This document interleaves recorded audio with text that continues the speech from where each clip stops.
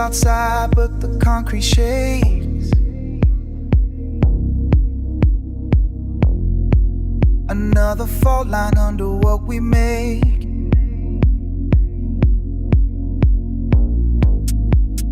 Check the news, another border flame. They pay with lies while they play the game. Every basic thing we need to buy, the numbers climbing straight into the sky. The earth is shaking, the whole world is cold.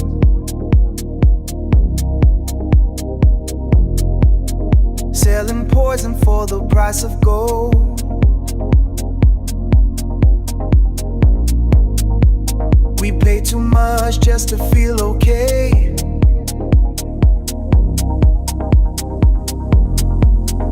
While the ground we stand on fades away.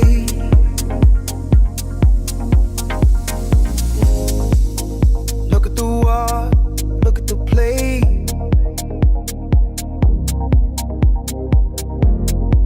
Chemicals flowing through our city gate.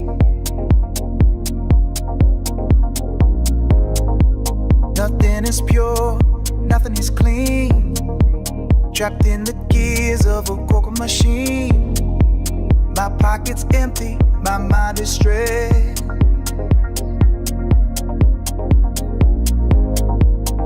Wondering how we got so dispossessed.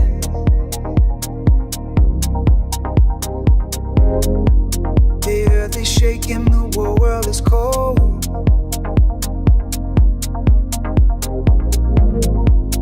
Selling poison for the price of gold.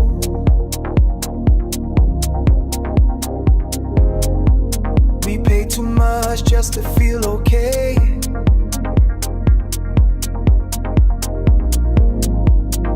While the ground we stand on fades away.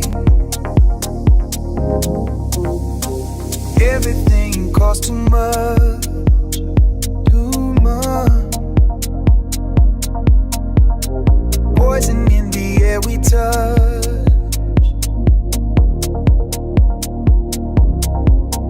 But we keep on moving.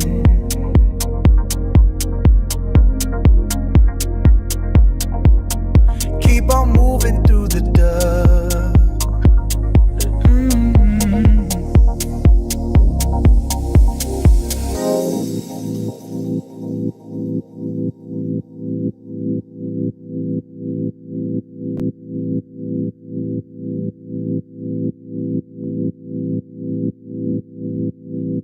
Look outside. Tell what you see.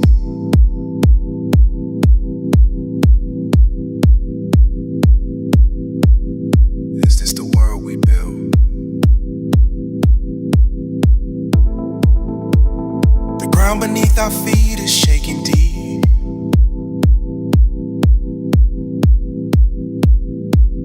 While mothers cry and cities fall asleep.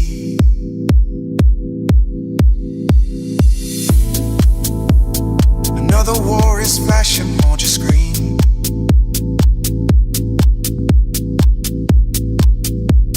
The darkest times that we have ever seen.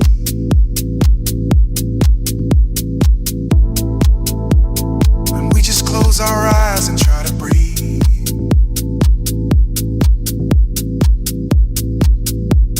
A simple life is slipping from our touch. There is poison in the water and the air we breathe. It's getting harder and harder to believe.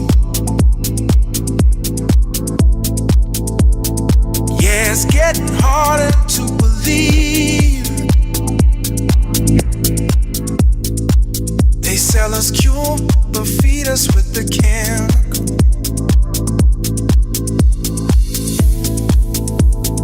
Price of staying alive is astronomical.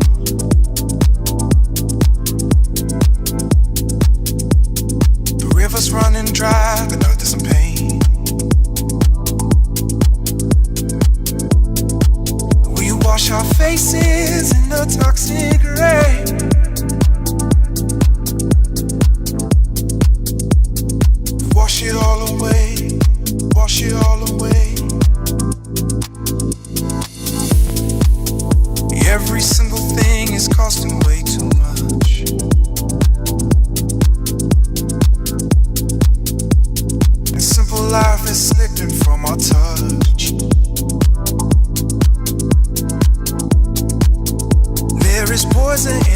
water and the air we breathe.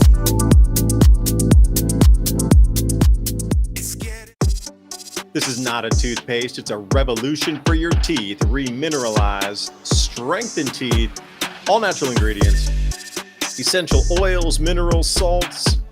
Alpha Vedic Dental Solutions System. That's alphavedic.com/civilization. You know, we're always trying to bring you the best products here that we think will enhance your life, especially if supply chains break down further or if there's some disruption in our lives here. It seems in the news more and more possible, but hey, who knows? Maybe it's a mind game. But what is not is keeping your dental health up. And not a lot of people are talking about this. We always see the storable foods. But what about dental care during these same emergency situations? Will your toothpaste eventually run out? Well, if it does, then what? So like I say, this whole micro gut biome is driven by your oral cavity first. So take a look at what they have, alphavedic.com/civilization.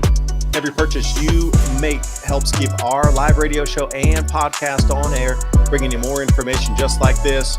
alphavedic.com/civilization. That link is in the show notes below. And as always, I appreciate your valuable time and joining us in this ever and most important conversation as we move forward in our world. Hey everyone, are you ready to grow your own fresh, delicious vegetables, herbs, and flowers this season? If you're looking for the highest quality heirloom and organic seeds, I've got the perfect company for you, True Leaf Market. They've been a trusted seed company since 1974, offering 3,000 types of non-GMO varieties, everything from classic heirloom tomatoes and peppers to rare herbs, microgreens, sprouting seeds, and beautiful flowers. All those seeds are open-pollinated, pure, and perfect for home gardeners or anyone wanting healthy, flavorful produce without chemicals. What I love the most is their huge selection, fast shipping guarantees, plus options for bulk if you're going big. If you're excited to start your garden this year with real, authentic heirloom and organic seeds, click the link in the description box below to check out TrueLeafMarket.com. You won't regret it. Happy planting, and thank you for supporting the channel and this broadcast. Please remember to sign up for our show notes. With Civilization Cycle Podcast, you can learn what to expect as society resets. Agriculture, economy, tech, and history all have mappable cycles, and these cycles affect every aspect of our lives. We can navigate the chaos and thrive together with up-to-date news and information. Also, if you like the content we have here on Civilization Cycle, think about fueling the discussions and the show by buying us a coffee at buymeacoffee.com/Civilization Cycle. And thank you for all the support.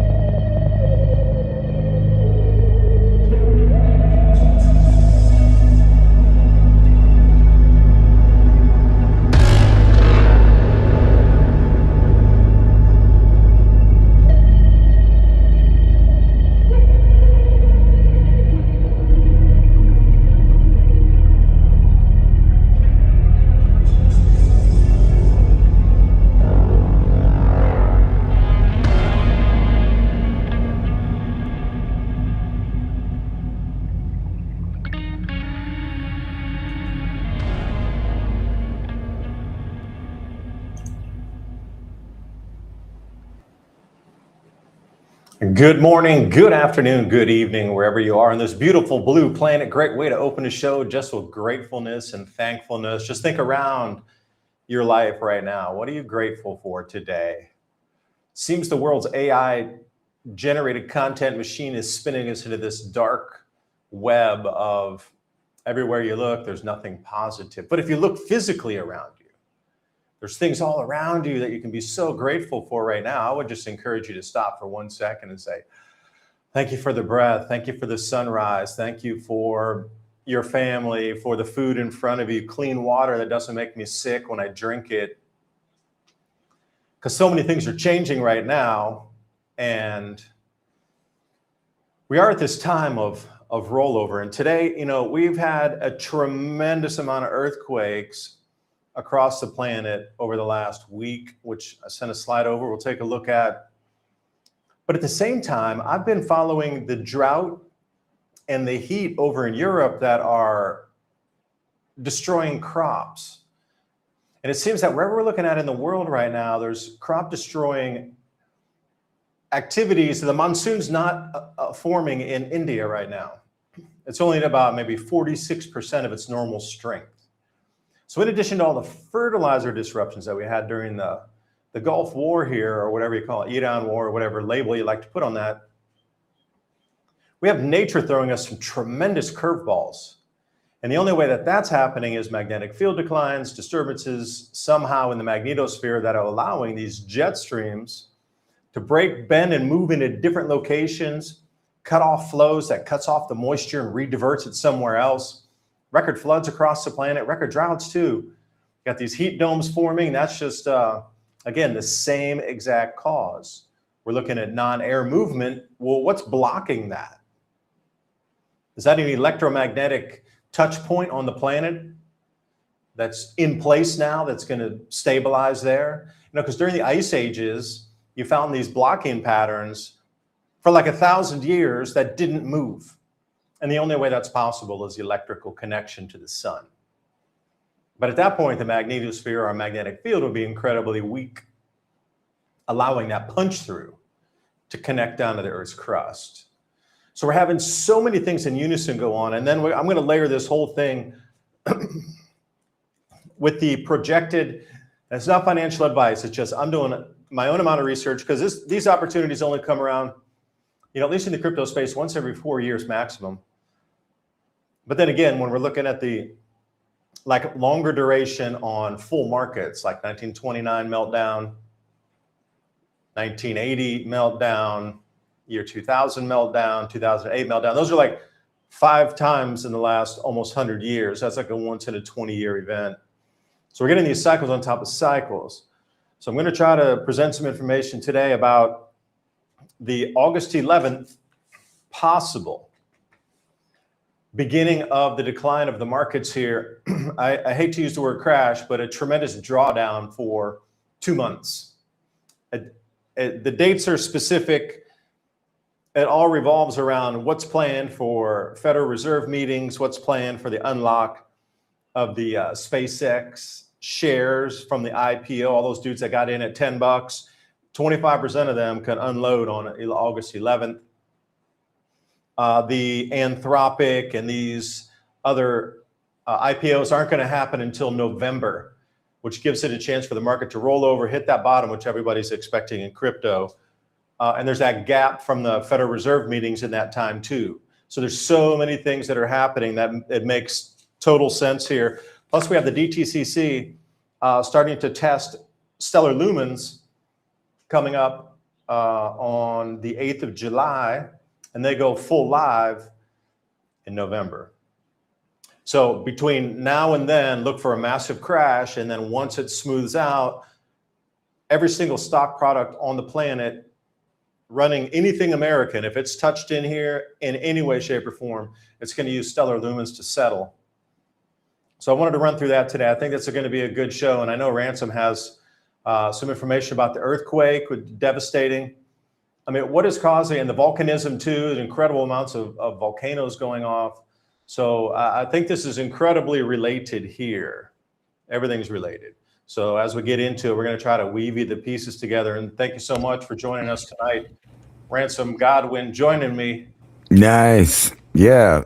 Clear, man, clear. What do you think? What do you think about all them earthquakes within hours of each other, just all over the place? Just coincidental or a massive unlock of energy? Because we had that massive coronal hole facing us right about at the same time as that happened. I don't, not a scientist or nothing, but there might be a connection. I think there is. And what's disturbing about that is a coronal hole should not itself be the driver. Usually there's accompanying. The intensity of the typhoons was also something to look at, because out here we just got 14 inches of rain in the last 2 days. But what's so interesting, the typhoon's 800 miles offshore. It was just one of the arms that came down. Here in Taiwan, it just ran along the ridgeline or along the center mountains of the island. We got 14 inches of rain, and it didn't even arrive here. It was just one of the spiral arms of the typhoon. Now, there's two typhoons. Also, interestingly, two typhoons are going to meet over Japan in the next day or so. So I'll pull up the JMA and we can take a look at that. But Ransom, let me also try to ping up the space weather here at the same time, see if I can't get on Space Weather Live, and we'll take a look at. I also got all those slides you sent me lined up in a row. Yeah, I'd like to talk about those in a little bit. I mean, the crash is pretty much, you know, I'm not going to say it's guaranteed, but it seems like something very, let's say, strange is going on here with the timing of everything. And let me share this screen with you. I got the Space Weather Live up here, so let me find this. Hold on.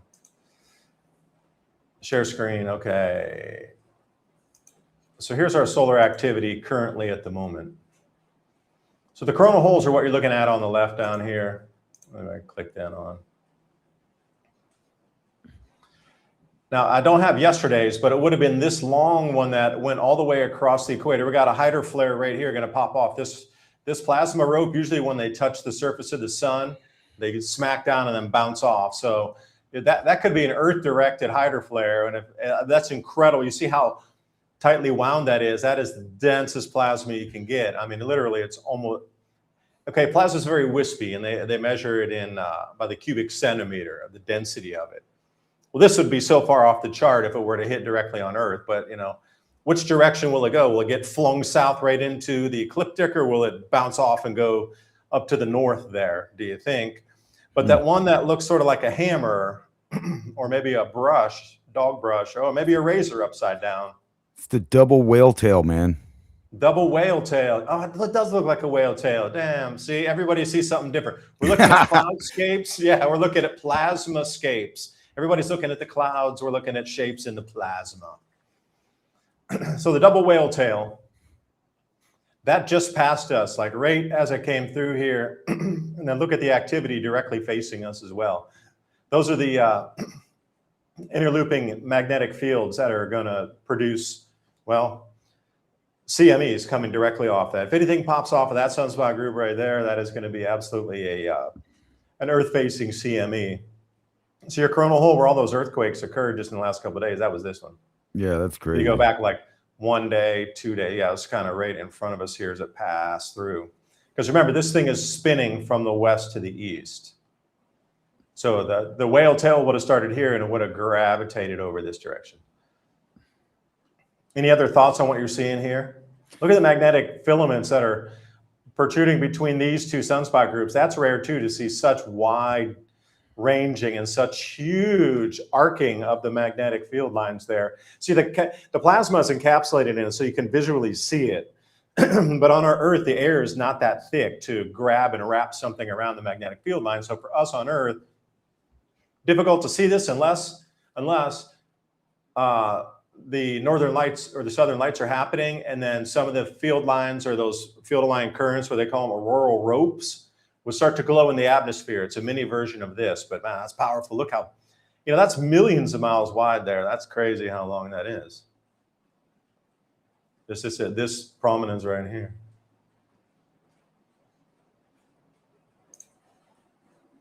Yeah, that's a giant. I mean, think about that. That is at least, it looks like about half of the diameter there from one end to the other. Yeah, and when you're looking for sunspot activity that's going to produce possible flares, you're looking for there it is. So you're looking for the mixing. So each one of these is a different indicator of polarity. So when you see yellow inside blue wrapped on blue, something like this is what you're looking for. This is a higher chance for a pretty big sunspot to come off here. If they're just next to each other and there's nothing lacing in between them, like see, we got different polarities that are intergrouped within. Like say they hop on each other. They're kind of doing an overlap pattern on this here. So once you start to see that, and those umbras there, so it's given it a 95% C-class flare, 10% X flare. So once you look for when you're looking for something just like this, but if we go back, you don't see really anything in there. So for example, 4770, what's on the sunspot? Not really anything. You just don't see that interlooping of magnetics that would create that X flare. Like, see, there's very little interlooping going on here. So the chance of those polarities staying separate and not intertwining with themselves, wrapping in, and then causing that release to try to come back to parity at even again is the best way I can explain it. Right. That's just not happening. But if we go up to 4475, you're going to start to see a little bit more here. So Once you start to see some blues in there, that would be a great candidate, because you got that the number of penumbras hanging over here, and if they were to grow in size and organize more, and then they start to split, and these start to split and mix amongst each other, and we get that same profile as we had down here, then you start to see possibilities of X-class flares. But until that happens, when you're looking at these profiles, there has to be the specific polarities, but they need to be interlooping on themselves, and that's what's causing those field lines to come out, because they're trying to reconnect to themselves, and they get intertwined, and at some point the tension is too much, and whack, it just comes off. Well, let me tell you what, this is our whole line of thinking. We're thinking about magnetic fields, the sun, we're thinking about cycles and stuff. But let me show you what these guys are thinking on the other set of thinking. 6 major earthquake in less than 24 hours, followed by the hottest days ever recorded in France. Climate change, it's not a hoax. It's real and it's happening. Now, can you explain to me, David Dubine, how the climate change, real or fake, even if there was, could cause an earthquake? I'm still scratching my head on where this guy gets the correlation of climate anything and earthquakes. Yeah, Mohammed Safa, you need to do better research for sure. You're executive director, diplomat, something at representative at UN, ECOSOC, whatever that is, part of the United Nations in Geneva. You need to do better research. I can't believe with a straight face you'd actually put that out, that somehow climate change causes earthquakes. That you're so uneducated and ill-informed. That's embarrassing for the UN to have you as a spokesperson put this out. I mean, the amount of disinformation just sitting right here. Right, and almost every peer-reviewed paper in the last, say, 100 years. But look at the coloration. I know. No, think about this, though. A really scary thought is that guy's doing it from his position, which goes down to lower positions, which ends up in high school science classes, teaching kids that, climate change causes 7.2 and 7.5 earthquakes. And then they're associating this mass devastation, loss of life, with something that they're doing, they drove their car too much. That's why those poor Venezuelans are buried in a bunch of, rubble. It's really unbelievable what happened there, those two back-to-back 7-point earthquakes, because, the first one kind of shook everything and loosened it, and then that second one came and just knocked everything down. Had nothing to do with climate change. Usually they're the opposite. They start stronger and then you have the aftershocks. But these are pre-shocks that led to a larger one, which is kind of a rare one in itself. Ransom, I just sent you a slide here showing 1976 to 2026 temperatures across Spain, Paris, and that general zone that you showed as a heat blob there. And by the way, back to the United Nations representative, Muhammad. Electromagnetically, plate tectonics, you need to have something happen with the crust, and it is sun-driven mainly. The pressure from the crust has nothing to do with how much CO2 is in the atmosphere. Has nothing to do with, you showed all those areas that aren't anything on the extremes. So how does a non-extreme event come in and create an earthquake in an area? You're just stretching the truth. That's so embarrassing. You need to rescind that and put an apology out. That's just such bad science, and just, I mean, you need to have your position reviewed for putting out such things. I get it on the heat, but there's a heat dome there. Again, that's jet stream driven. It's not just specifically in that area because of some sort of climate change. If that were the case, it would be over the entire planet uniformly. But these heat domes are well-known, well-recognized events in meteorology. It's not like it's the first time it's happened.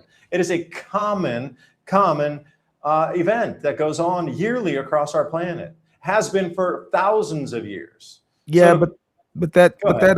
that other 1976 map, it's not accurate because it doesn't have the colorization in the proper places to let you know how extreme those same numbers are. Well, yeah, you get it. That's the way they just reported the temperatures back in 76, No, it's not pre all correct. this stuff. I mean, the temperature differentiation is actually on the label. Right. So 36 is toward hot. 31, you see it's red, but it's not black. Right. Like they didn't color the whole map to make you scared like that. They just colored the temperature to show you what the temperature was. And you see how the divergence in media reporting on the same events as well. This is the same indication and same exact MO that's used. Like, why would you need to color the map so heavily? I get it. I like the gradient maps myself.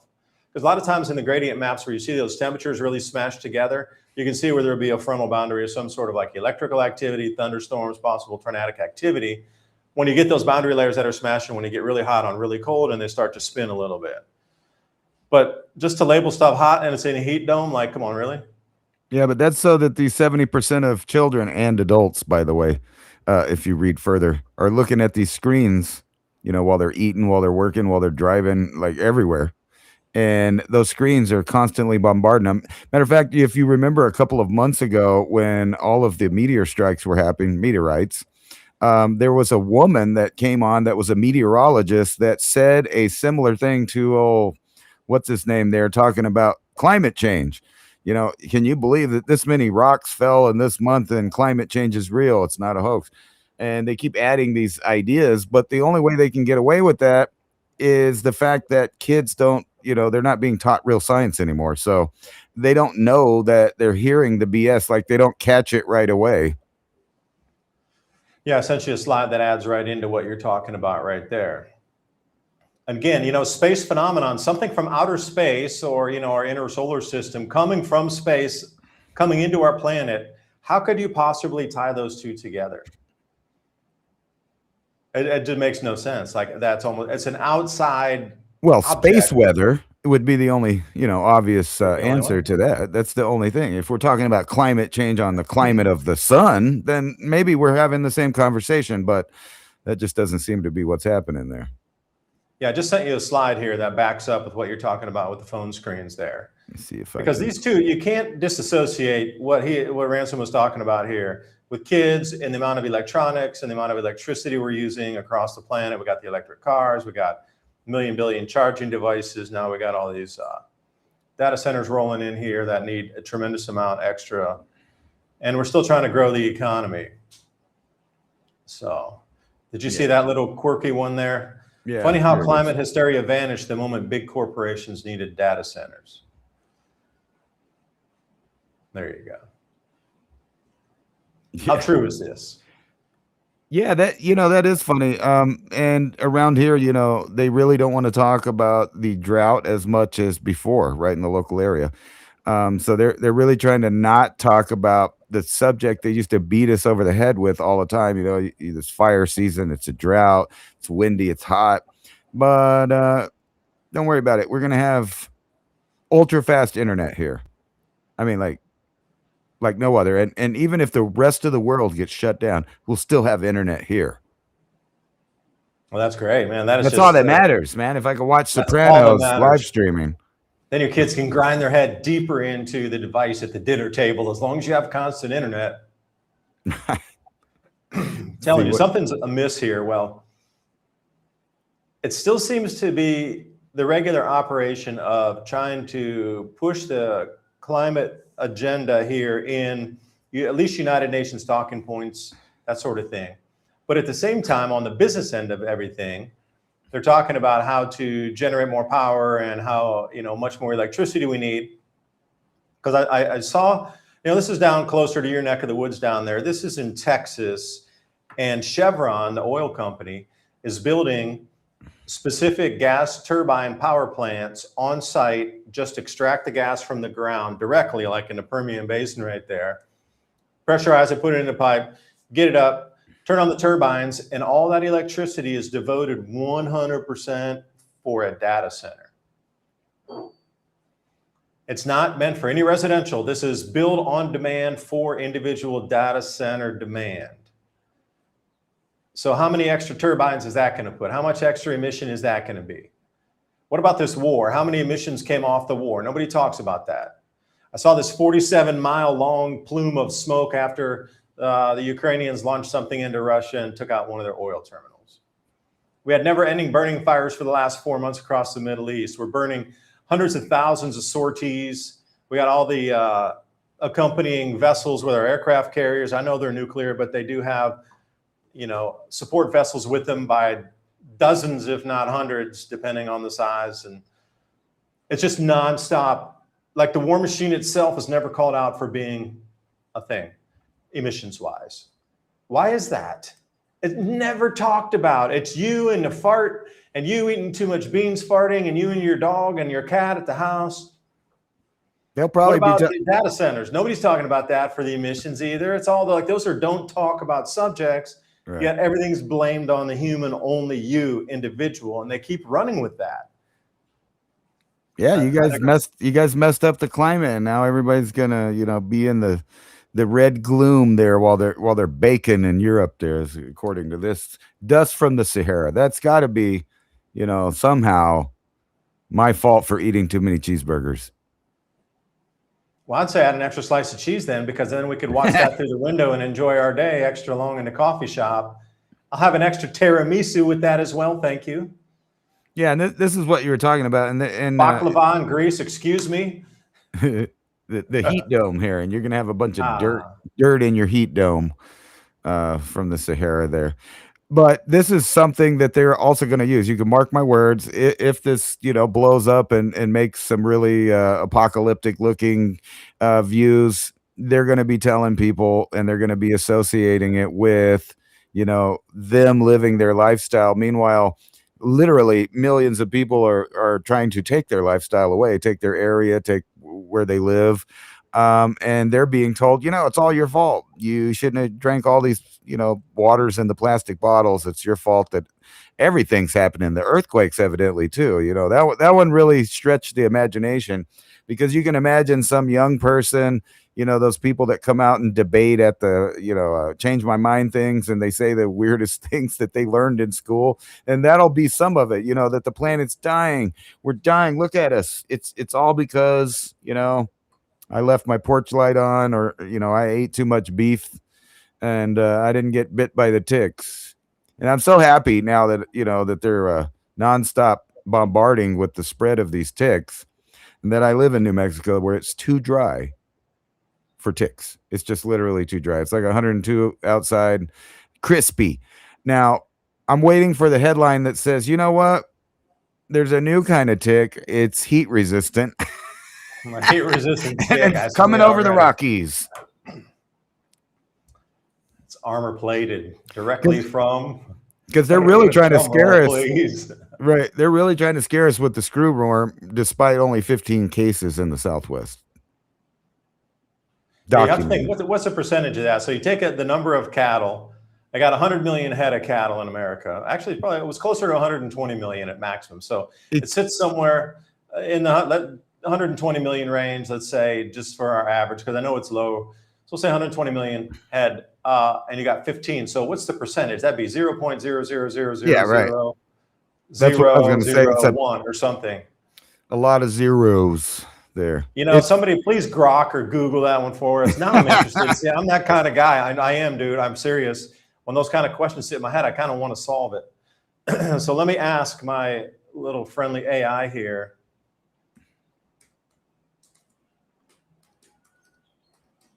What percentage of let's say 120 million is 15? This should be good. Okay, I got it for you here. I was pretty close with the zeros and the ones. Okay. Right. 0.000001. That's a big risk, man. That's a big risk. That's enough to stay up at night about. Million, billion. Yeah, you're down at 1 trillion, 1%. Is that right? No. Okay, wait. I was bad. Okay. Yeah, go to the tens first. My bad. Here we go. Yeah, 10. Okay, that's hundreds, thousands, millions, billions. Yeah, 1/1 billionth of 1%. I was off by a zero because I was. Yeah, Right. Well, if that's not your flavor, how about mutant rats? You like mutant rats and I mice? love the mutant rats, dude. I love the mutant rats. We You need know they more mutant rats. they told us as kids that they would be Teenage Mutant Ninja Turtles, and there was the one rat, the what was it, the dojo master guy there, their sensei. But no, really, they're saying that disturbing DNA changes in rats and small mice all over the East Coast, spreading west, and they found that you just can't kill them with poison anymore. So they've mutated in real time. So think about what we're talking about here. We're talking about evolution right in front of our face, where we used chemicals in the industrial world to try to take care of a natural problem, and that natural problem rebounded by just becoming immune to it. So when you're thinking about all these other things, and by the way, the Supreme Court just refused to take the case of the Monsanto stuff, so we're not going to debate that at all. So speaking of mutant rats, they're not the only ones eating poison. So if you see other animals with disturbing DNA changes, I don't know. The way my brain works is I know those animals are literally living in the same biosphere. They're eating some of the same foods, getting the same plastics, drinking the same water. They literally live with us. Yeah, you have to wonder about that species. And again, how would their bodies anatomically deal with some of these same chemicals and foods and contaminants that go into our bodies? Because, you got to think about, let's say, a coyote. That thing can eat almost anything, dead, alive, dead, days, rotting, maggots coming out of it, whatever, and it'll still eat it. The only way you can really kill those things is put bacon grease on like some styrofoam balls or some kind of rubber balls or something, and let them eat it so it clogs up their guts. That's the only way you can really get rid of those things. Shooting them doesn't work, because as soon as here's the whole thing about, the Cherokee used to talk about these coyotes as being the tricksters, because as soon as you start hunting them, the dominant family or the dominant clan that was there is removed. So then you'll have two clans to come in to fight for the territory, which doubles your coyote population. So that's the whole thing, is you hunt these things out and then you get twice as many coming back until that population stabilizes again. Could be a year or more to 2 years after that. But they always call it the trickster. I'm just because of that.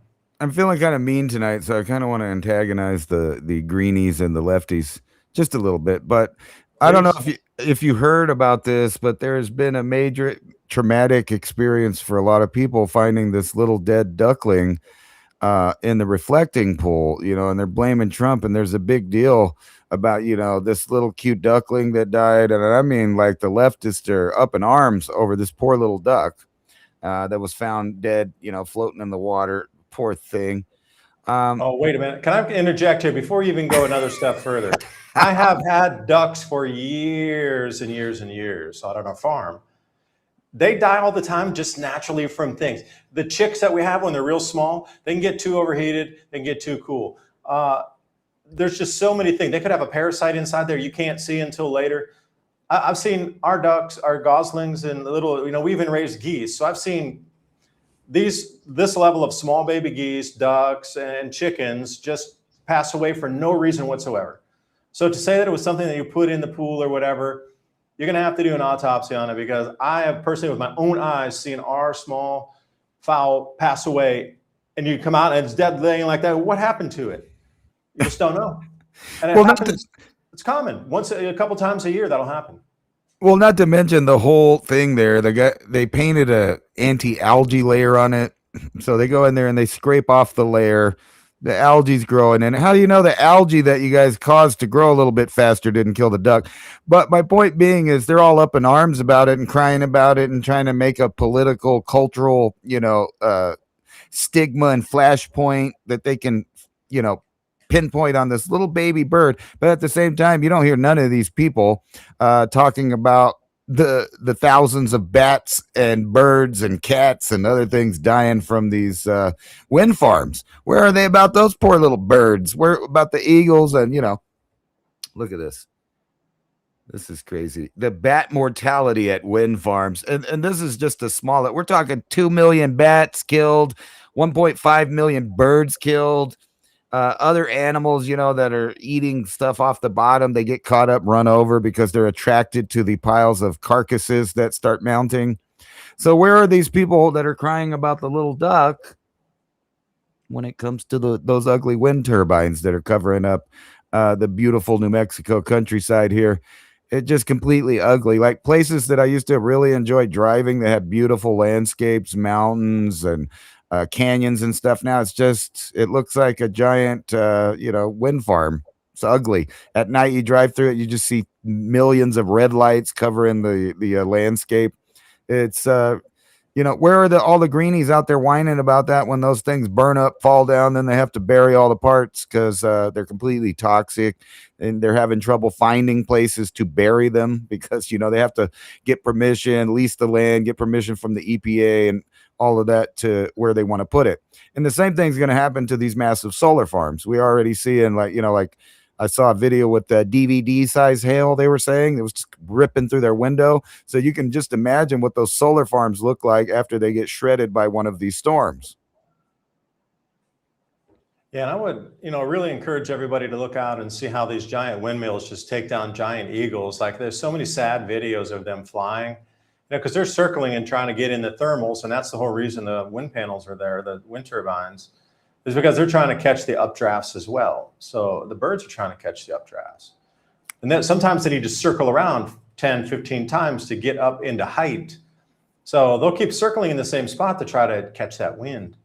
And if they come in contact with those blades, I mean, I've just seen so many sickening videos where, 6-foot wingspan birds just knock straight out of the air, fall down 200 feet onto the ground. And and what about the insect death zones with all the reflection and the heat islands from the solar panels? Like there's areas you literally can't go without safety protection for your eyes. Well, check out the argument that they have basically against it. They're saying, despite the millions of birds and whatever, look on this graph, nobody dies. It's almost all feral cats killing them. So maybe you should be mad at your cat for killing the birds. That doesn't seem right. That seems like a bought and paid for some sort of industry publication putting that out to get the results you want by paying the whatever research facility. Well, imagine what those feral cats to do these little duckies here. Yeah. And how could the statistics of that anyway, one bird, like how many birds are in America or how many ducks are in America? I don't know. And imagine just billions? one, and you're making a thing over that. That's like the 15 cows out of 120 million. That's right. Like one duck. How many ducks are in America? Again, I would just pose the question, just say, how many wild ducks? Because it seems like it's a wild duck. It doesn't seem like it's a pet, unless it was somebody's farm raised duck and they put it in there and it didn't know how to swim and it drowned. Because like a lot of our ducks and the geese, once we put them in the enclosure, they grow up in there and we don't put any roof on it. We want them to be able to escape if there's a coyote or something comes out. So we leave the gate open in the day, they can go wild forage, they can come back. But since the majority of their time, 12 hours a day or something's in an enclosed facility, they never learned how they could run and then start to fly. But if we were to take our domesticated ducks and geese and put them in a wild situation like the pond down the street, they wouldn't make it probably one day. They would have too much difficulty because it's such a foreign environment for them. They have predators, other competition birds. They wouldn't know how to swim properly, because we only have kiddie pools for them to wash off in. They can like duck their heads under and get their full body, but it's not like a 12-foot deep lake that extends out super far. They get exhausted. They can't just crawl over an edge like you can in a swimming pool for them. I mean, there's so many ways that this could have gone wrong for a domesticated duck to get put in that situation versus a wild duck flying in, because it can't fly. Where did it come from? I could see if it was an adult duck that flew from Florida coming back after the winter. I get it. That thing can barely walk. That size can't barely swim either. So whatever's going on there is such a fake story. I don't know if they did it on purpose or it was already dead and they just put it there. they just some photographer just saw it and they took a picture of it. Let me tell you, I live down there right at the reflecting pool. The thing has been destroyed since Obama. I have pictures of the entire thing when they messed it up for renovations. In about I think it was about 2010 or 11, maybe 12. Anyway, it was completely empty. The entire area of DC is covered in wildlife. So you might think it's a metropolitan area, but it's covered with wildlife. There's deers, there's squirrel, there's ducks and geese everywhere. So it's kind of silly. Matter of fact, that was a common sight to see them hit on the side of the road because there's so many of them. And you'd see those Canadian geese sit there when their mates die, and they just sit there, and they have to have the city come and remove them because they won't leave where their mate died. They'll just sit there and honk at everybody and bite people that go by, protecting their mate. To get into some other funny Oh, stuff. wait, I got an answer for you here. 33.98 million ducks, wild ones that are in North America that fly between Canada and the Gulf every year. Is that just one species of duck, or is that all the species? That's all the duck says. Estimated number of wild ducks in the U.S. 33.98. But there used to. But if you do totally North America, 50 million. And they've been tracking this duck population since the 1950s, so it's pretty good metrics on that. So 50 million ducks, and then you got one in the pool, and then it makes a national news story. So again, the optics on this thing are kind of ridiculous, and you should see through it for what it is, ridiculous. And move on to another thing. Like they'll get an entire, that's the scariest thing about AI. They'll feed you this, and I've had this happen. They'll feed you the story until you click on it. Like even if you don't want to watch it, that story will keep coming up again in your feed until you click on it. What's funny to me is that they're trying to even make a big old issue about something that's a nothing. Like, why does the nation need to pay attention to the reflecting pool? I get it; it's a national monument. And it's just silly antagonizing back and forth. It's like a generated news story because they don't want to talk about the things that are really happening. It's really a non-story. But if you look at the news feeds right now, that's the kind of things that are blasting you right now. And then you get these things like this AI models that can take down governments and businesses months away, where Five Eyes statement warns. But we were already kind of talking about that being a reality already. But this is what I really thought was important, because what we were talking about 2 weeks ago about the robot toilets, and you guys thought I was joking, and China's now unveiling an even better robot toilet. This is the future, y'all. It's all about toilets, robots, and this one will even drive you around. See, you don't even have to give up. Remember, I was saying it's just like the movie Idiocracy, where the toilet is also the recliner chair, where you're going to watch all your digital entertainment and be glued to the system. China unveils robot toilet that drives you to your bed and cleans itself when you're done. That's very, how about that? And it's going to tell on you if you ate more than your rations, because it's going to know. That's right. Hey, I got something to follow up on the ducks with. It popped up here. So I was asking, since they've been tracking the ducks since the 1950s, I was saying, what was the duck population in the 1950s? Because you think back then, wildlife's more abundant, less people, so there'd be more wildlife. But interestingly, this is crazy here. In the 1950s, the duck population was lower than it is today at 42 million versus 50 million because of the outrageous overhunting during the Great Depression that knocked the duck population to unsustainably low levels. And it took, 20 years for that overhunting to rebound back into the low levels of 42 million in the 1950s. It was all predicated by the hunting that occurred in the late 1920s and early 1930s. So people hunting to get food for the plate because they couldn't afford it. Yeah, that took out the duck population, literally. One thing that bothers me is about these, when they do these countings of stuff, they're based on some guy that went to an area and counted how many ducks, and then they estimate how many ducks are in other places that nobody's actually counting. So if you think about this, a guy could be sitting in a field counting like 15 ducks, and about a half a mile away, there's a field with like 1 million ducks. that he's not counting, but he's going to estimate because of where he's at. I mean, that's just how those kind of sciences work. There's a whole lot of guessing, estimating based on what they see, and they do that today with weather too. Like, they have the one thermometer out at the airport, and they're like, "Oh God, the whole area is baking." These are record temperatures, and they don't tell you that. No, well, everything's painted black around where the thing's at. It's on some concrete with a bunch of jets blowing out thrusters, every 2 seconds on the tarmac there, and they're trying to convince you that that's the high temperature for your area. Meanwhile, you live like half a mile away. You're sitting in the shade. There's a nice breeze. It's really not that hot. I mean, Yeah, the I temperatures. literally live with that here in the desert where they say stuff like that. Well, the placement of the stations too, like where we get the temperature stations where they are placed today, shouldn't count as actual measurements because they're supposed to be in an open field. Right.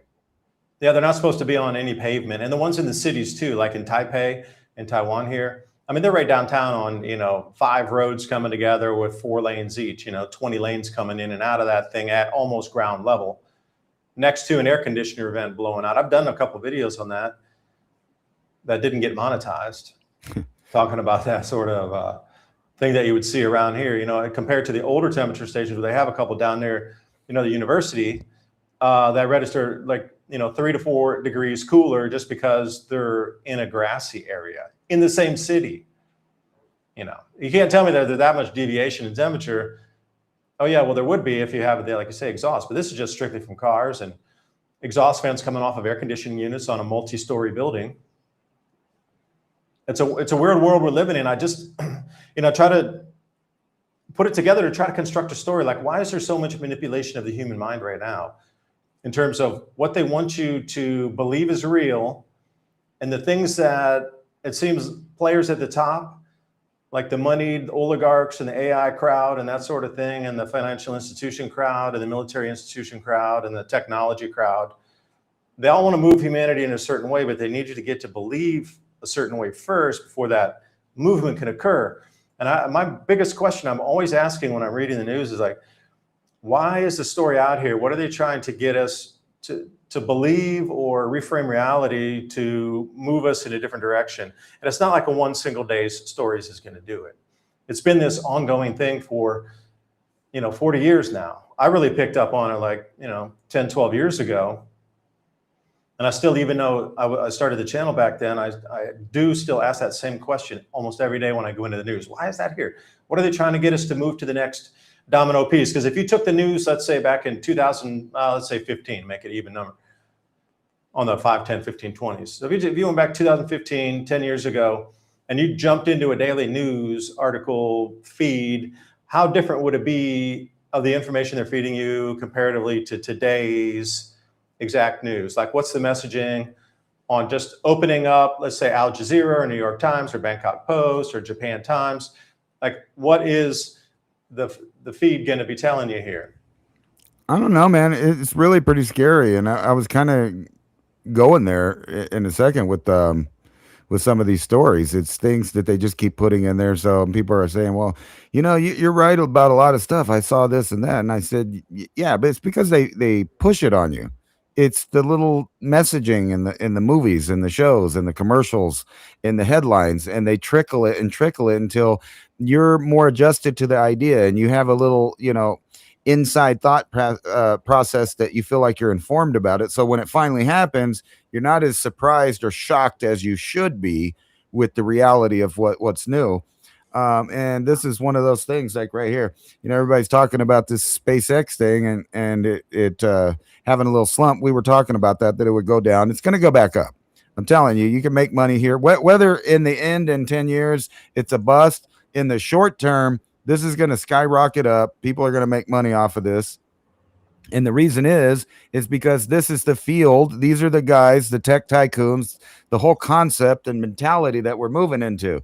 Remember, just a couple of years ago, I was talking about, you mark my words, we're going to be using not drones for just policing, but actually like physical policing. And here we are. California police are using drones to disarm people. So they'll just fly a drone up right on you and taser you or something. It's the same thing. They got really sophisticated ones in China that they've been bragging about. And over here, we're trying to do the milk toast style and keep it looking like a regular drone there. But this ain't the drone they're sending after you. This is not, this is just like a stock picture. They're trying to make you think, oh, look, it's not that big a deal. Actually, it's a big old drone that weighs like 40 pounds and has a big taser, and they taser somebody and they'll drop the weapon. So I don't know if they're going to be blaming the drones for being racist when they accidentally kill people. Or what the excuses are going to be there when it comes to robotic policing. But we're already there. I mean, it's, and then That's just even all the the, more reason to have a shotgun at hand, you know? right. And then here's another one right here. How do you know the police aren't the ones behind the DoorDash in the first place? You know, like say you're at your house and you didn't order any DoorDash and this little robot's rolling up to your house. Well, they got here recently in New Mexico, they have been deployed or excuse me, they've been given to deploy little robots they throw in your window that come in and, you know, start blinding you and videoing you and tasering you and stuff like that. And the robots are literally starting to creep into news headlines like this until it's going to be everyday, you know, regular news. You're not going to be surprised by anything. Here's a DoorDash robot that refused to leave a SWAT operation in Arizona because, you know, they didn't control it. They just kept rolling around in front of them trying to deliver the food. You can just imagine how cluttered this is going to get, and especially with you know, disasters coming that we can't deal with. And this is another one that we've been saying for years right here, that eventually they're going to have to deal with Chernobyl. I don't know if it's going to be directly related to the war, like the last two accidents that they had to fix, blaming it on each other. You know, the Ukrainians said the Russians sent the drone. The Russians say it was a Ukrainian drone. They did the same story the second time they had it happened. So basically, the concrete barrier and building around this thing has been getting knocked around multiple times, and it was already only supposed to last 50 years. And they didn't want to tell people that. They gave them a bigger, longer number. So Eastern Europe is soon going to have to deal with this. So it might be the reason that they're warring over it, because it doesn't matter. It's about to be a wasteland anyway. They might have known that because this is going to go all through the water system, through the Donbass, all of that. If they have a problem with that. And the only way to deal with this is robots. So if you think about this, you could start setting up data centers and all this other stuff out there in no man's land. And, you know, like, have you seen that movie with Tom Cruise in it where the aliens come steal the water? I forgot the name of it, but anyway, they're clones and they're told, you know, don't go past this line or you'll die from radiation. So they never go past the zone and go see what's out there because they think they're going to die. But it's just more Earth. It's just no humans are allowed in there. And we're starting to see that. And that's what's going to be these data centers. They're going to need protection. Protection from who? Just random people. I've been seeing article after article about the rise in anti-robotic sentiment. So this is the kind of thing that you're going to be seeing on the news in the short term, future, is that these supposed terrorist groups are going to be forming, that you're going to start hearing about, that are technologically centered. And I was just showing you the other one about the AI. They're saying within, you know, months is going to be able to knock down entire governments, entire businesses. And then you have the businesses going all in on the weakness, but also the strength to remove humans out of it. A new store in Hong Kong has no human employees, just a single humanoid robot. And I'm starting to see articles locally. I can't find Does it it have right. a picture of the robot? No, I don't think so. Here it is. This is the Yeah, kind there of it stuff. is. I saw another article. I can't find it now, but it was about a warehouse here in the United States that is going to be ordering all Chinese robots to deal with their, labor needs. So this isn't a far off thing. It's no longer a joke. It's being implemented before your eyes. So when you start racking up the years with people losing their money, with people losing their job, with people losing their housing, and what I mean by their housing is that they've either got a mortgage or a reverse mortgage, or they went into some kind of deal to make money off of their house while they retire. They're not transitioning that wealth. Those homes are not going to be going to people. They're going to be going to industry. And once industry owns everything, then they decide the zoning, they decide the taxing, they decide where you can go and where you can't go. And this is the ugly nightmare that unfortunately, everybody's worried about the war and this and that, but in the backdrop, they are building the future at an alarming rate. It's exponential at this point. Because I watched a bizarre video just the other day, a guy who does AI testing. So he had an AI agent that was in his phone, order that kind of robot, had it delivered to the house, turned on the robot, and then it took the robot AI assistant from the phone and installed it into the robot, and just kind of woke up and goes, wow, I have hands and feet now. But then he allowed that robot to purchase a car for him and then drive it.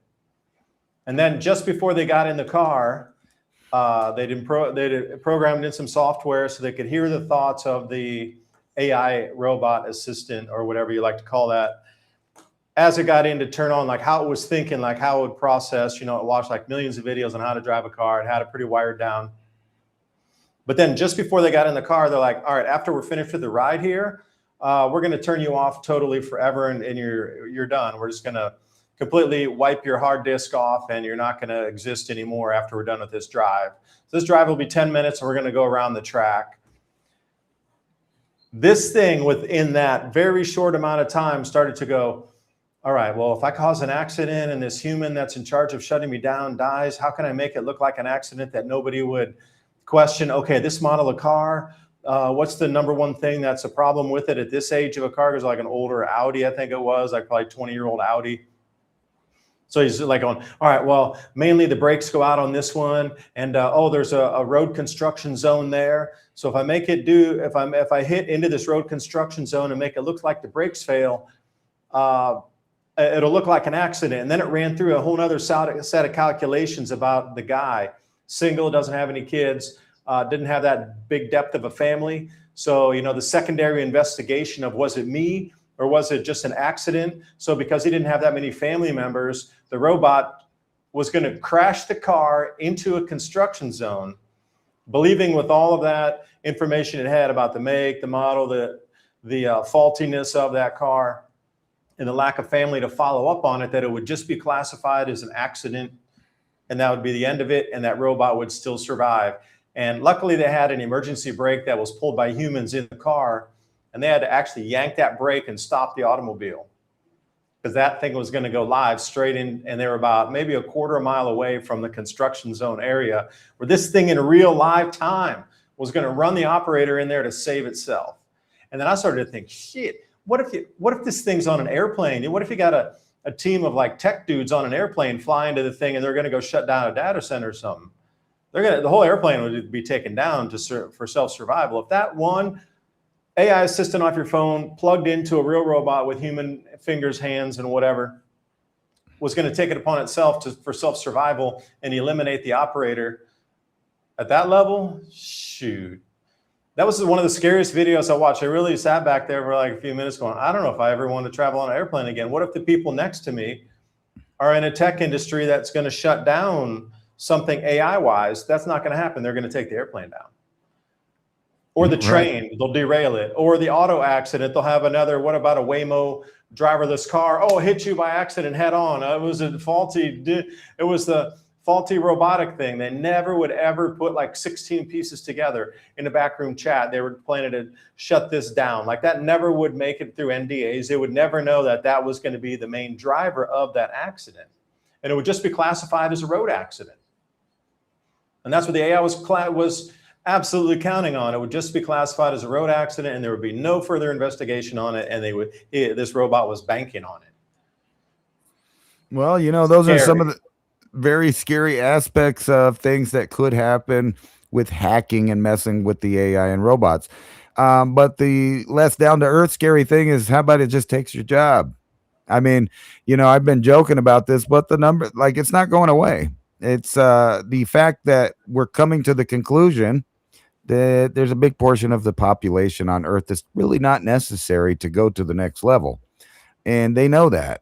And it's a hindrance to them. So what they're going to do is just slowly replace everybody at the workforce. Then you really have no say in it. You don't have investment in it. And, they're not going to have to deal with,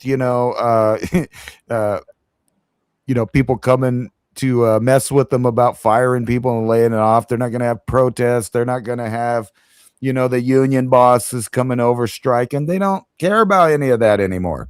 That is irrelevant. So think about the weird mutation of the business world from the industrial age to the point that we're at a new industrial age. But this one is meant to replace us. And there's company after company that are telling people literally that you need to teach the AI. And this is so funny because just 10 years ago, like different companies like Disney and other things were informing Americans that they had to train their foreign replacements. So now it's humans training their AI replacements. They're not even coming from another country. There's nobody to get mad at. There's nobody to, have a grudge against. It's a nobody that doesn't exist in cyberspace that has your job. This is the competition we're dealing with. Yeah, and before we go on break here, I want to say in India, I just saw yesterday where they were putting head-mounted cameras on all the employees in a fabrics factory where they were stitching and sewing T-shirts and a various line of other things like towels and this sort of thing to train the AI on how to do their job. But at the same time, they found that the workers didn't talk as much. It scared the workers, so they didn't want to interact as much because anything they said could be recorded. And this might be no, that's not the one, but they're round cameras that were on the Indian factory workers' heads, and the employees are required to wear these now for the next 6 months so they can train every possible movement, and AI is going to run through. And they're going to consolidate all that information of, I think it's like 10,000 workers on 24-hour-a-day shifts, and compile all that video information and let the AI learn how to do garment work in factories. Wow. That's the replacement they're at in India already. And then look at this one. This is data center to deploy Chinese humanoid robots to support development of autonomous workflows. The company plans on not hiring, but buying 142 humanoid robots at the facility. So now we're at that point that we've been talking about where they're now designing and building the robots to make more technology, which it's not limited to, and will include robots building more robots. So we're at that point. That is the flexure point of civilization where companies and countries, governments, continuity of government specifically, no longer has to rely on human workforce for their might in either the military aspect or the industrial factory output of manufacturing. So the future wars are literally going to come down to who is computing the most and who is manufacturing the most. And that's why America is building 3,500 AI data centers when China has 500. Take that to the break with you. We'll be back in a couple minutes here. Please support our sponsors. We love their products. And also sign up for the show notes. I missed last week. Been busy out here. Had the typhoon come through, rolling 2 days of rain. We kept losing power. And get those show notes to you. Please sign up for that. And also civilizationcycle.com. Drop over there and buymeacoffee.com/civilizationcycle if you like the content so far into the program. We're going to go back to second hour. I got my handwritten notes here. August 11th. July 8th, DTCC and Stellar. Also some days to look for. And can we time this market downturn, not a crash on a day, on an hour, but again, one thing I learned about the tech oligarchs is all this banking information, like the Bank for International Settlements, etc. They put everything out in the public domain. They move on cycles, not so much days and weeks of time. So they're moving programs from one into the next. So you can see when the rollover period occurs, then the next phase starts. So all these things are lining up perfectly right now for August, the beginning of August. So we'll talk about it when we come back from the break. See you in a couple minutes here. Come on right back. Thanks for your time, your energy, and your ears and your eyeballs. We'll be right back. Hey everyone, are you ready to grow your own fresh, delicious vegetables, herbs, and flowers this season? If you're looking for the highest quality heirloom and organic seeds, I've got the perfect company for you, True Leaf Market. They've been a trusted seed company since 1974, offering 3,000 types of non-GMO varieties, everything from classic heirloom tomatoes and peppers to rare herbs, microgreens, sprouting seeds, and beautiful flowers. All those seeds are open pollinated, pure, and perfect for home gardeners or anyone wanting healthy, flavorful produce without chemicals. What I love the most is their huge selection, fast shipping guarantees, plus options for bulk if you're going big. If you're excited to start your garden this year with real, authentic, heirloom and organic seeds, click the link in the description box below to check out trueleafmarket.com. You won't regret it. Happy planting, and thank you for supporting the channel and this broadcast. Product you love, the 72-hour emergency food kit from My Patriot Supply. Not only emergency food, but camping food, and you can prepare that through the week as well. 20 delicious just add water meals. Think about creamy mac and cheese, hearty chili, sweet oatmeal. 2,000 calories a day. You need the calories. You're going to need to think and move. And the mashed potatoes, easier to make than oats, and you can add your own flavors. Goes with anything. For less than a couple of takeout meals at a fast food restaurant, get real peace of mind. And a real question to ask, how long could your family eat without leaving home? My Patriot Supply, click on that link in the description box below. It helps the channel. Truth is hard to say and hard to hear. Most people choose silence. We choose to speak. Your support of our sponsor keeps the Civilization Cycle podcast on air and giving us the courage to keep digging. That link's in the description box below. This is not a toothpaste. It's a revolution for your teeth. Remineralize, strengthen teeth, all natural ingredients, essential oils, minerals, salts. Alpha Vedic Dental Solutions System. That's alphavedic.com/civilization. You know, we're always trying to bring you the best products here that we think will enhance your life, especially if supply chains break down further, or if there's some disruption in our lives here. It seems in the news more and more possible, but hey, who knows? Maybe it's a mind game. But what is not is keeping your dental health up. And not a lot of people are talking about this. We always see the storable foods. But what about dental care during these same emergency situations? Will your toothpaste eventually run out? Well, if it does, then what? So like I say, this whole micro gut biome is driven by your oral cavity first. So take a look at what they have, alphavedic.com/civilization. Every purchase you make helps keep our live radio show and podcast on air, bringing you more information just like this. alphavedic.com/civilization. That link is in the show notes below. And as always, I appreciate your valuable time and joining us in this ever and most important conversation as we move forward in our world. Please remember to sign up for our show notes. With Civilization Cycle podcast, you can learn what to expect as society resets. Agriculture, economy, tech, and history all have mappable cycles, and these cycles affect every aspect of our lives. We can navigate the chaos and thrive together with up-to-date news and information. Also, if you like the content we have here on Civilization Cycle, think about fueling the discussions and the show by buying us a coffee at buymeacoffee.com/Civilization Cycle. And thank you for all the support.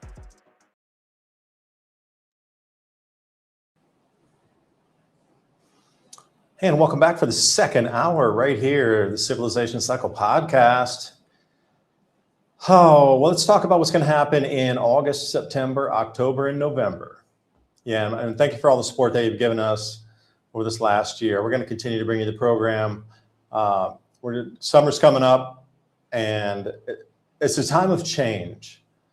You know, we just rolled over the solstice, so we've come up to the highest energy day. The rolling off for the next 6 months into the winter solstice seems to be a very powerful time in the occult world as well. So we've rolled over the high energy period, bringing us up to this point. So think about that as point A, because if you believe it or not, some of the highest levels and earners on the planet are deeply into the occult, and they follow these days literally religiously because there's so much significance on how much energy from our solar system, from the sun, from different stellar alignments affects humans and their psychology, their behavior patterns, just because it's all electromagnetically based. So they understand there's a frequency change in certain lineups or certain alignments or certain days, or there's just things going through our heavens that affect humanity. And I've heard it well put one time, millionaires don't use astrology, billionaires do. And there's a lot of depth and breadth behind the statement, because if you understood solar maximums and solar minimums on that 11-year cycle, how stock markets move on an 11-year cycle, then you could almost be guaranteed at a certain, you might not hit the exact top or the exact bottom, but you'd be there within 10-15% of it, knowing that usually solar maximums, the stock market tops out on our planet. That's because there's so much maximum energy from the solar output of the sun. Same thing when we get into solar minimums, that generally marks the bottom of the stock market in itself on a bubble cycle. That 10-year pattern is very well known. Well, it sits very closely. It's not exactly 10. It could be 10 and a half. Could be getting a little closer to the solar cycle at 11 years. So we're off a solar maximum, heading towards solar minimum. So we're going to get this mid-level, like a mid-peak in a cycle. We get a mid-drawdown in a cycle as well. So Ransom, I had some slides there for you. And if I could just throw this on, I wanted to throw out my hypothesis. Yeah. Isn't that insane how they used to have this stuff, like anywhere back in the day, they used to have all kind of morphine and like coke and all kind of stuff inside our medicines before. But I know people abused it back then, but it wasn't like abused. Like, I think it's something very different going on. I mean, I don't read the kind of crime levels that we have today in the older times back in the turn of the 1900s. You don't see that, you know. Although the same substances were available, I think society was structured a little bit differently, and you know, the usage of substances was a little bit different. Yeah, okay, so I'm going to start off with the unlock schedule here. Since we're talking about the IPO with SpaceX, all the people who got in really early, and I'm talking about, since this company is now worth $2 trillion, those ones that got in when it was worth far less are looking at 10, 20, 100, 1,000 times gain on their stocks after this IPO. Problem is they can't sell them until there's an unlock period, which the biggest unlock is August 11th. And you can see how it kind of stair steps down. So 25% of the biggest money on the planet gets to sell all their shares coming up August 11th. Now, what's interesting is if you look, Ransom, you'll see that other slide that had all the dots on it, and that is the Federal Reserve's meeting coming up. Now, we just had an FOMC meeting, and that's why all the markets have crashed in this last 7 days, is because they weren't expecting the interest rates to be like non-negotiable, and Warsh talking about we're going to raise the rates and we're going to do whatever we need to do. People were not expecting that kind of talk. They were expecting like, yeah, we can lower them if we need to. But he was all like, hell no, we're going to raise them if we need to, and it's going to be on demand. And where does that on demand understanding of our society come from and our economy? Well, they started those 5 task forces. Now, those 5 task forces are all going to be AI driven. Now, currently, this new Fed chairman can't come out and cut rates because he'll just be like, well, you're just a Trump bootlicker. That's why you cut rates, because Trump wants to cut interest rates to try to bring the economy. This new guy's like, no, we're going to go by the data now, and we're not going to tell you in the future what we're going to do. We're just going to do it quarter by quarter. And we're starting all these new 5 different think tanks that are going to use AI to determine and tell us what the market's doing, and then we can adjust literally on the fly every 3 months. We're no longer going to tell you 2 years out what we're going to do with our interest rates. We're going to go quarter by quarter based on the new AI that we're setting up in these 5 different new departments that we're creating here, which right now, give it 6 months and they'll be like, oh, the data shows we need to cut, we can cut rates now. So just hold on. So that June 16th and 17th caught a lot of people off guard. So that's why the markets have fallen tremendously. But they find this anyway, that after these FOMC meetings, generally, the stock market falls for 7 to 10 days. Now, when's the next meeting? July 28th and 29th. This brings us right to the end of the year, or the end of the month there, right into August. But what happens, that starts to go down. What they're predicting is going to be another downtrend. And then what happens at the same time? Those shares unlock. Now, if I was a guy who got SpaceX shares at $3 and it's selling at 150, I need that liquidity, like all that money going in for the average person who got in at $160 and didn't get out at 120. You were their exit strategy. You gave them the money you basically transferred your money to an oligarch somewhere, and you're back down to pretty much, you're under. The opening price was $160 that day, and it's down at $153 today. So you've already lost money if you held that IPO through today. Will it like rightly go back down and then come back up like Ransom said? Oh, in the future, but not now, not for months and months and months from now. So now we got these two things heading down at the same time. The Federal Reserve meetings, July 28, 29, supposed to draw the stock market down 7 to 10 days anyway, which overlaps on that August 11th window. Now, this SpaceX IPO is a tremendous amount of weight on that whole index now. So, Ransom, can you go to the Russell chart, the black one with the stock market chart on it? Yeah, that one. So this is the Russell 2000, and once it comes past its 50-day moving average and it comes into this, well, wedge, which by the way are super difficult if you're people who read charts. The wedge is the most difficult one to interpret because you just really don't know which way it's going to go. Most traders will wait until 1 or 2 candles after it breaks out before they decide which trade to take on it, because this is the super most difficult chart to read, the wedges. But if we look back in the past, after it breaks out of the wedge, when it comes past the 50-day moving average, generally it goes down. And you notice that even where the wedge wasn't formed and those 2 other subsequent tops in between the 2 yellow triangle wedge lines that are drawn there for you, once it gets above the 50-day, it generally drops back down. You see it 3 times up to now, and we're at that wedge again, and it's come above the 50-day. So just as generality and statistics, you'd probably say there's a very good chance, higher than 50%, that this is going to go to the downside within another couple of weeks here. This is a weekly chart. So if you bring it out a couple more ticks until it breaks that wedge, that's probably 2 more weeks. It might even drop down a little bit and really hit that corner before it makes its move.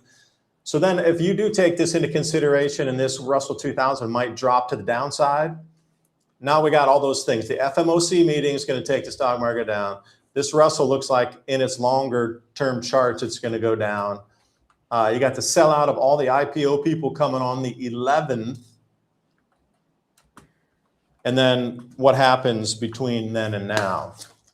Well, July 8th, every stock, bond, ETF, and financial product in America is going to start being tested on Stellar Lumen's network through the DTCC, which if you ever bought a stock or bond or you know anything ever in America, financial, it's gone through this to be moved from one place to another. That's called clearing. Like Ransom bought a stock and they're going to hold his money and the company and make sure his money clears. Then once it's cleared, they're holding the stock and then they'll transfer it over into Ransom's name. That's called clearing, and that's what the DTCC does. So Stellar Lumens, in my opinion here, would be one of the only things that looks like it's going to be in an uptrend. And can you go back to that slide where the lady is right there? Yeah, okay. So this is on CNBC. There's almost an unthinkable statement here. CNBC just admitted AI demand is falling. And that's why Anthropic and OpenAI are rushing to go public. Okay, go to the next slide over there where the dates are of where these rushing to go publics are. It was, go back, yeah, right there it is.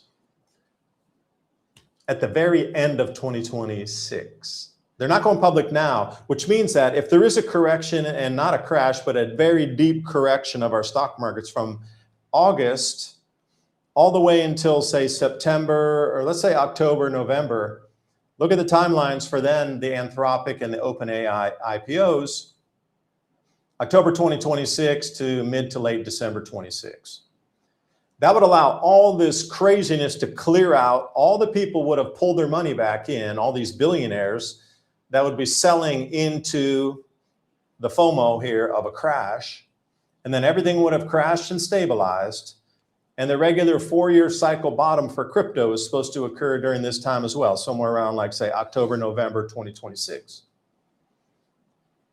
Then everything could settle And what are you going to do? You're going to start chasing the thing that's going to make you money because you just lost so much money. So here comes the open AI and the Anthropic IPOs. Oh, they're going to be up 10, 20, 30% again, Ransom. Where would you want to put your money? Oh, Bitcoin is going to start running again too because it's the bottom of the cycle. If they can milk everybody out at this point, the liquidity comes back in because it's been all siphoned off of mom and pop street. If you're at the bottom and you just lost a bunch of money, you're going to want to make money again. So what are you going to do? You're going to pop in on the ones, AI, that's the trade, man. That was the one that, oh, it's going to make another 20%. Right. And people are going to flood their money back into these things once more. And cryptocurrency could be hot again too with Bitcoin. If it starts flowing, where are you going to put your money? In an S&P index that's not moving? It's the same thing now. Bitcoin's not moving on purpose, so you put your money into these AI stocks. But once all this falls through and settles in the dust, again, somewhere around October, November, when everything's back flat again and there's really nowhere to put money because it's just all the complete market just melted down for the last 2 months, people are going to be looking and go, wait, what's the first things that are the spring roots that are coming back out again? Oh, it's the Anthropic AI or the Anthropic IPO. It's the ChatGPT OpenAI IPO. Oh, Bitcoin's getting hot again. Crypto's starting to take off, and watch the swing of the pendulum. Because what I kept telling you, the biggest money on earth moves in cycles. They don't move on days or weeks. They move in a planned cycle transition. And the transition is right now. Another thing that matches up with this, the DTCC and Stellar start to do their testing on July 8th, but they go into full 100% global usage of this tokenized stock system November of 2026. Isn't that interesting how it all starts to flow back up in the same river again after all the liquidity has been pulled out? So it's not financial advice, but there's too many things showing you on these dates of possible effects that could make it decline, the overall markets. And then at the bottom of that, all pointing to right around, like, say, October, November of this year, the entire system is switching. The entire global monetary system, Bank for International Settlements, World Bank, they're all moving to this tokenized stock system. That's not a movement of a week or a month. This is a movement to an entirely new financial system. But you would want to kind of down near the bottom before you start. It would be very difficult to implement this system at the top of every single stock market at the highest valuations ever in human history across everything on the planet right now. You would crash it. And I think they would like to test during a crash is my own. If you're going to roll out technology for the first time in tokenized assets, would you want to roll it out at only on an up market where it's at the top of the market where everything's smooth, or would you want to test this in like tremendous stress conditions of like an incredible market sell-off that we haven't seen since the 1929 era? I would do that. I would want to test it try to break it at the most possible discombobulation and crashing conditions ever on a market. That's what I would want to test this in. Because it works going up. That's easy. What happens when the unwind comes and the flywheel starts to spin in a different direction? July 8th is when this goes live for the test. That's very close, not even a month away, and then it starts to roll into this whole unlock period. Because in the first month, they're going to tweak out a few things. They'll really wire it down. But then once they get into a downtrend, they can test the new system. If it works when the market's crashing. And then after it's all crashed, their AI is going to run through everything, tweak it, and then they will have the upside and the downside wired in on how this mechanism works with this new tokenized delivery and payment system running on stellar lumens. Then we're at the bottom, and then the new system starts. So I don't know how far and deep the crash needs to come or the drawdown to put this in, but I got November 15th as the new bull start. So I have it right in the middle of November for all this to play out. So between August 11th, near start date. So again, not financial advice. I'm just saying, look in the terms of trends. Beginning of August, things with all these indicators showing and the market could go down, all overlapping on each other. and we're at the highest ever in stock markets ever in human history. It's got to come down at some time. It's like there's never a market that's gone up forever and ever and ever and never came down. All the way the drawdowns through the full DTCC launch at the end of October and the 1st of November. I think I'm seeing an overlaying pattern here. Bank for International Settlements told us in their documents as well that this was going to be something to look for, that the resetting system was going to have new rules and they were going to test it in both directions before they took it live. Not my words, their words. Bank for International Settlements, SELA, S-C-L-A, Project SELA. You can find all this information for free. They put all the PDFs out there. You can do your own research. You can find it. It's all available for the public. Just like Ransom said, all these crackers are out there. These breadcrumbs are around. They're telling us what they're going to do. They've been doing it through popular media for most people who just watch movies and TV. But for those of you who want to dive into finance reports from World Bank and this sort of thing, and IMF and Bank for International Settlement, BIS, they also put everything out there for you to see. They didn't test this system on the way down yet, but they need to roll it out live after they tested both directions. And it's going to be the new global financial settlement system. So for me, before it goes live, they need to get a drawdown on it just to test it. So, put that in, and then that's my complete puzzle there for you. So I don't know if it makes sense, Ransom, or too many disconnected parts I'm trying to put together in a Radio Shack format here to. No, I totally get. What do you think? I totally get what you're saying about that. And think about this, when you're really thinking about the ups and downs of these companies, you have to take into account on stated plan goals for their company. So you were mentioning this 2027, date when they can unlock and sell their shares. But I don't really think that those people are going to be selling those shares.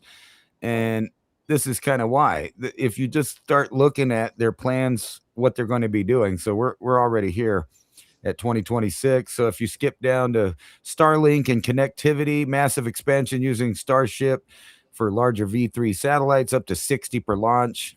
And then you got down here V2 mini continuation, next gen V3 broadband, and V2 mobile 5G capable in 2027. So when you start looking at the companies, you can tell that they weren't even really planning on getting started upgrading the company of SpaceX till shortly after 2027. This is when they're going to be doing stuff. So you're going to be seeing all of that stock going down and then it going right back up right after this stuff. So if you have some of that really, if you're one of those people that got the stock from the company, there would be you would be an idiot to sell that. You would hold on to that to like 2040, 2050. See what you got then, if it's still around. You know what I'm saying? Yeah, but institutions don't play like that. They just find the liquidity zone and they dump it or pull it. They're not attached to anything ever. Right. The institutions, those are the big money. Like me and Ransom think like individuals. Well, yeah, I would hold that, got it at a good price. I may go down, might go back up. But for us, we can get loans against that stuff. So, like let's say Ransom's got 1,000 shares of SpaceX there.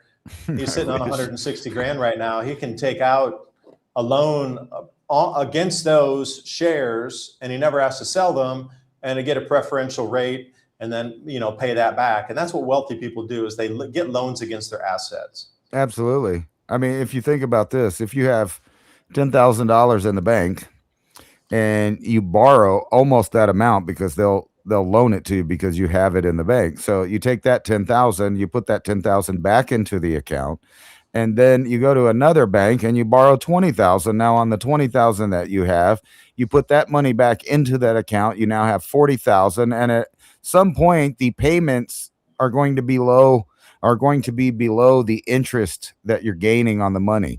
So that's how really rich people stay rich. They never spend their own money. They only loan against their own money, which allows their net profit to just increase each year because they're only paying the interest on these loans that they get. Now, when you start thinking about the big players, they got, several $1 million in the bank, then they borrow more millions. Now they got more millions.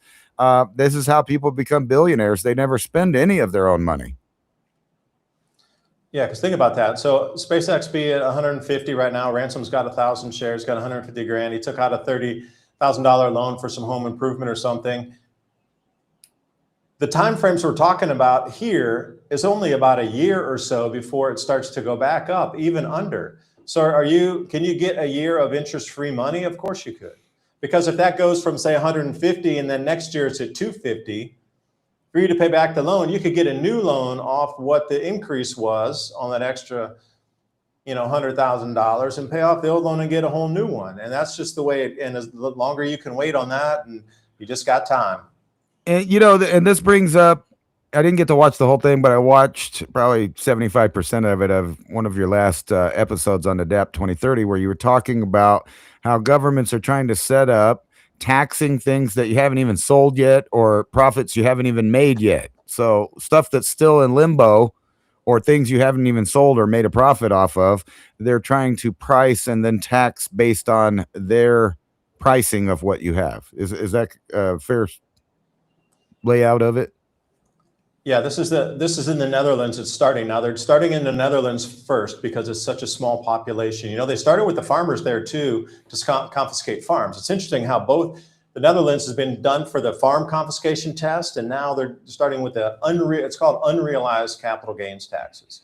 So again, Ransom's got $500,000 house, and his house went up to $700,000, and he's got $200,000 of profit. Now he didn't sell that residence yet, but he's got $200,000 on the books. What they're going to do in the Netherlands is say, you owe us, let's say 35% of that as a capital gains tax. You owe us $70,000 due next year. Well, wait, I didn't sell the house yet. Doesn't matter. It shows that you owe us $70,000 capital gains tax unrealized. So what's the possibility? I know your house is big and everything, but where do you come up with 70 grand to pay a tax bill? Most people are going to have to sell something to do that. They're probably going to have to sell the whole house. Because you have to think about it. Would you sell the whole house and take the capital gains drawdown on a $700,000 house at 35%, knowing the money's in your hand? Or would you pay the $70,000 to try to hold on to your property? And then if the property price drops, they don't give you that rebate. Like, they don't pay you back. Well, hey, my house just dropped $200,000. We're back to even again, $500,000. I want my $40,000 back. And they're like, no, it only works on the way up. And the only way you get that drawdown back is when you file your taxes, you're allowed to write that part off for 3 years against what you owe in taxes on certain tax categories. Like, let's say, for a simple example, like in America, you can't use that to write down on your Social Security and Medicaid. Yeah, those are automatic taxes that cannot be written down. I don't care how many deductions you have, whatever, how many things you can write off and itemize and expense away, amortize, whatever, depreciation, take it down. Social Security and Medicare are payable always. So that $40,000 is only good for 3 years, and it only writes off part of your tax. So most people are going to lose that money because they're probably only going to use 5,000 or 7,000 of it each year. So they're only going to use probably 20 in the write-downs. And what happened to the other 20,000 that I took the hit for? Oh, it doesn't matter. Oh, wait, the house went back up. You got to pay again. So that's the whole thing. It's a zigzag pattern. It's not a one-time, I already paid the tax. It's a yearly assessment on the taxes, which gets into a whole bizarre world. Nobody really knows how it's going to work, but how can they tax you for things? And again, with the stocks, they already know through, your anti-money laundering, what stock accounts you have. If your account goes up, you're going to have to sell some stocks to cover your tax bill for things you didn't sell yet. And again, what's this going to do? If this really takes hold, this is going to cause a cascade of selling of all assets across the planet. No, because it's not going to stop in Europe. It's going to go everywhere in the world. Yeah, nobody's going to want to hold anything, because what's the point of it? You're just going to get a tax bill every year. Okay, maybe it only went up 30,000 this year. Well, where's our 35% of that? And I was upset this year. They upped my taxes for my property. It was like, I think $160. That tells you what kind of real estate I live by.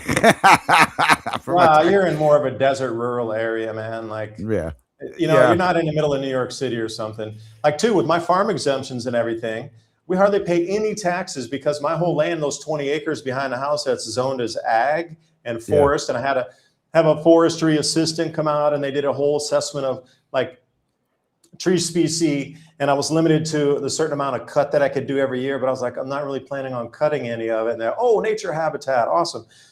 So I got the green zone on the back property, which is partially, it was like 6 acres of field on hills. It's not like prime flat, ag land. And then the rest of it's forest, which I'm not really harvesting. But my tax bill on that's almost nothing either because it's a protected zone. So you can get great land with no tax, provided that it's in a zone or how you get a zone correctly. Don't think you need to pay $5,000 for taxes on, like my parents, they live in a city, their tax bill is ridiculous. Every year they're paying that. I'm like, you could have paid your house off already. You lived here like, 25 years and the money you paid there is more than you paid for your house. Forget the interest on the loans. Just the property taxes would have been more than their house already. That's why I always thought, if I became a super duper millionaire, that I would go out into farm country, and you know how you always see those old barns that are real gray and old wood, they're about falling in and everything, and I'd buy all that wood, I'd build me a mansion and cover it with that crap on the outside where it looks like a barn that's fallen in. You ever seen that movie Coming to America? You know how that guy where he hooked up the apartment and then the landlord wanted to move in because it was better than his place. That's what it'd be like. You just have it, super nice in the inside, but on the outside, it looks like one of those rundown farmhouses that's about to collapse. And then, when the tax assessor comes over there, they're like, oh, God. Well, people are doing that ransom. That is the new chic. Like there's a lot of fallen down barns around, at least in East Tennessee where I'm at. Companies are coming in and buying that wood because it's really hard to find that, like the squares. Seasoned, yeah. Yeah, no, you can't find like 20-inch beams anymore. I mean, it's like really impossible. Or, this kind of wood that was cut 100, 150 years ago, like you can't find that anymore. So people come in and they buy all that wood and then they refurb it. They cut off the dead ends and then they treat it and do all that stuff. And then they just use it as real wood again. They put it on people's floors. It's super. I've seen people do this with shipwrecks too. I knew this billionaire, went over to his house. He had a shipwreck floor. Because you went in, the floor looked super, super different. I'm like, what is this floor? He's like, oh, it's from a shipwreck.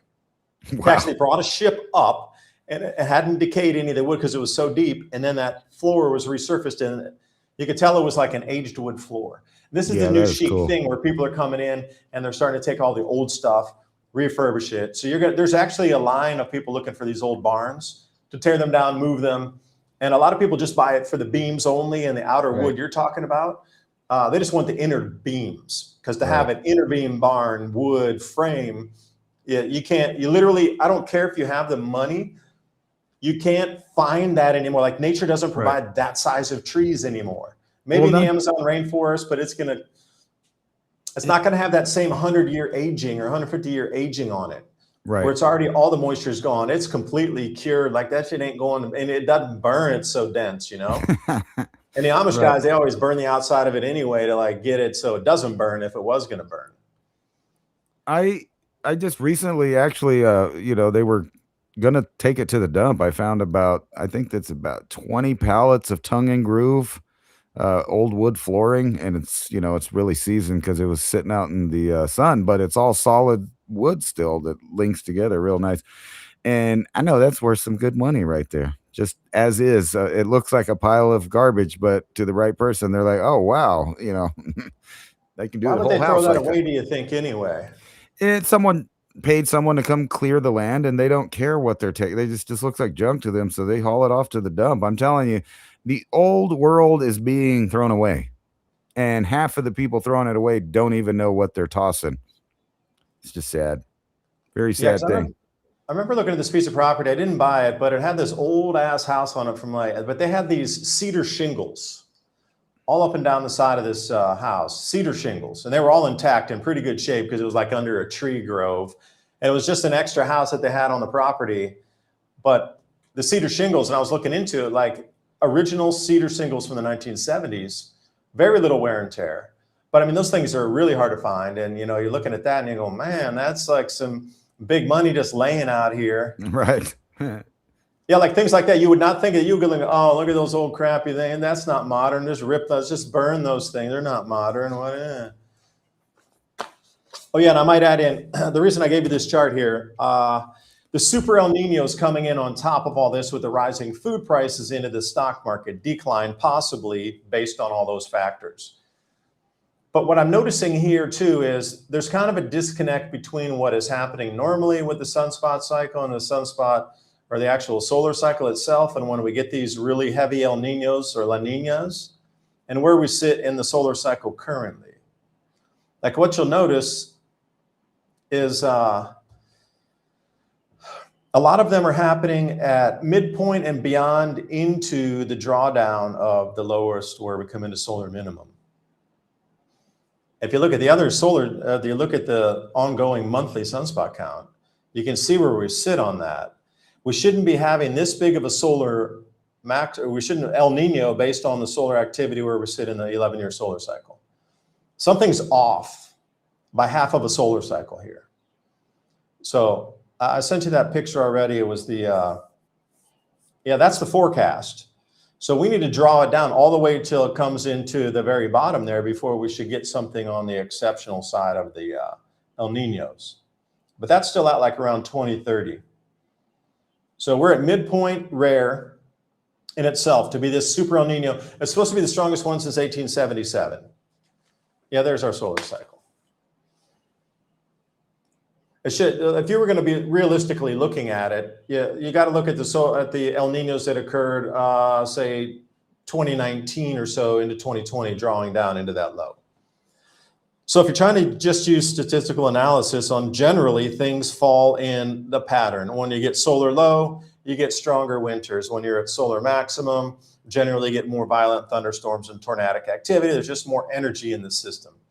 Like those are just low-hanging fruit to choose and think about.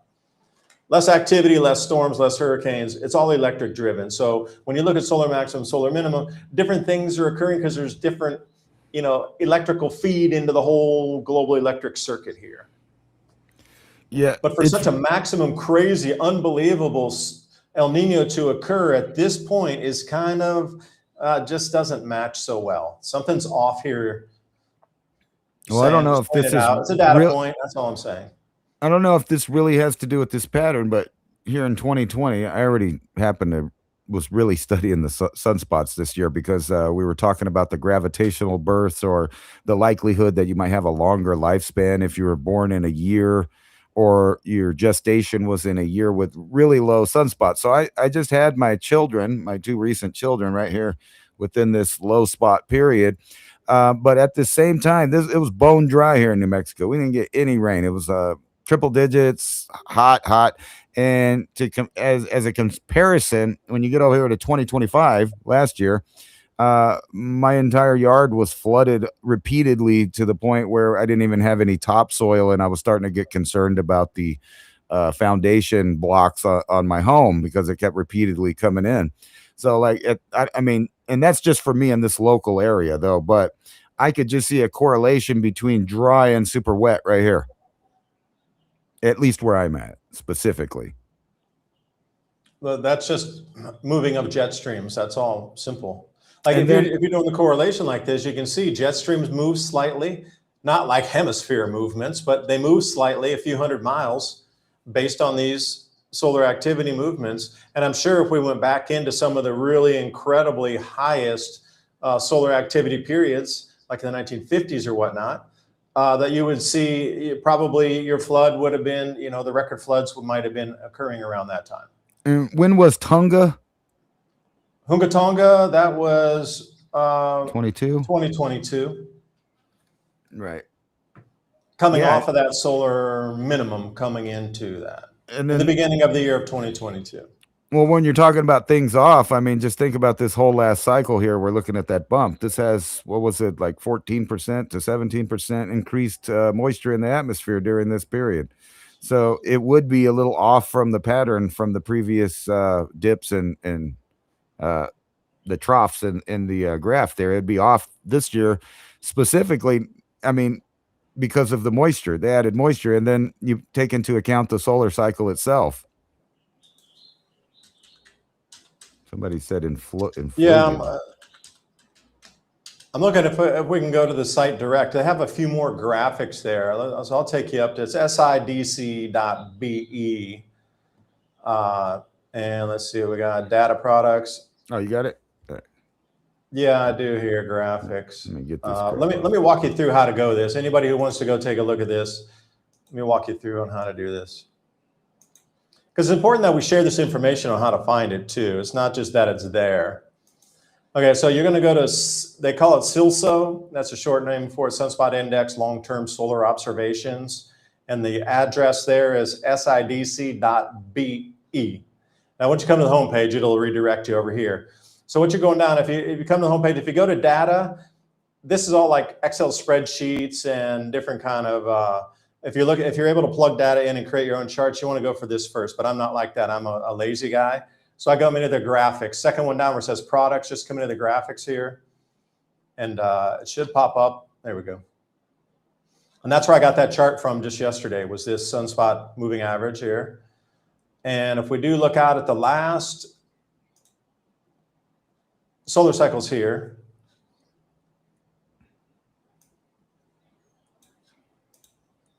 there you go.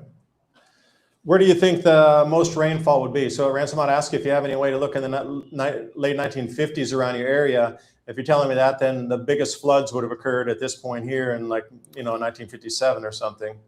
In the 90s, we were Oh, just the talking. 90s. Okay, here we go. Here's another tremendous spike. That's when also global temperature records were set Right. at the same time. So if you look at another way, and then another way to look at that, if you want to try to match these two data sets,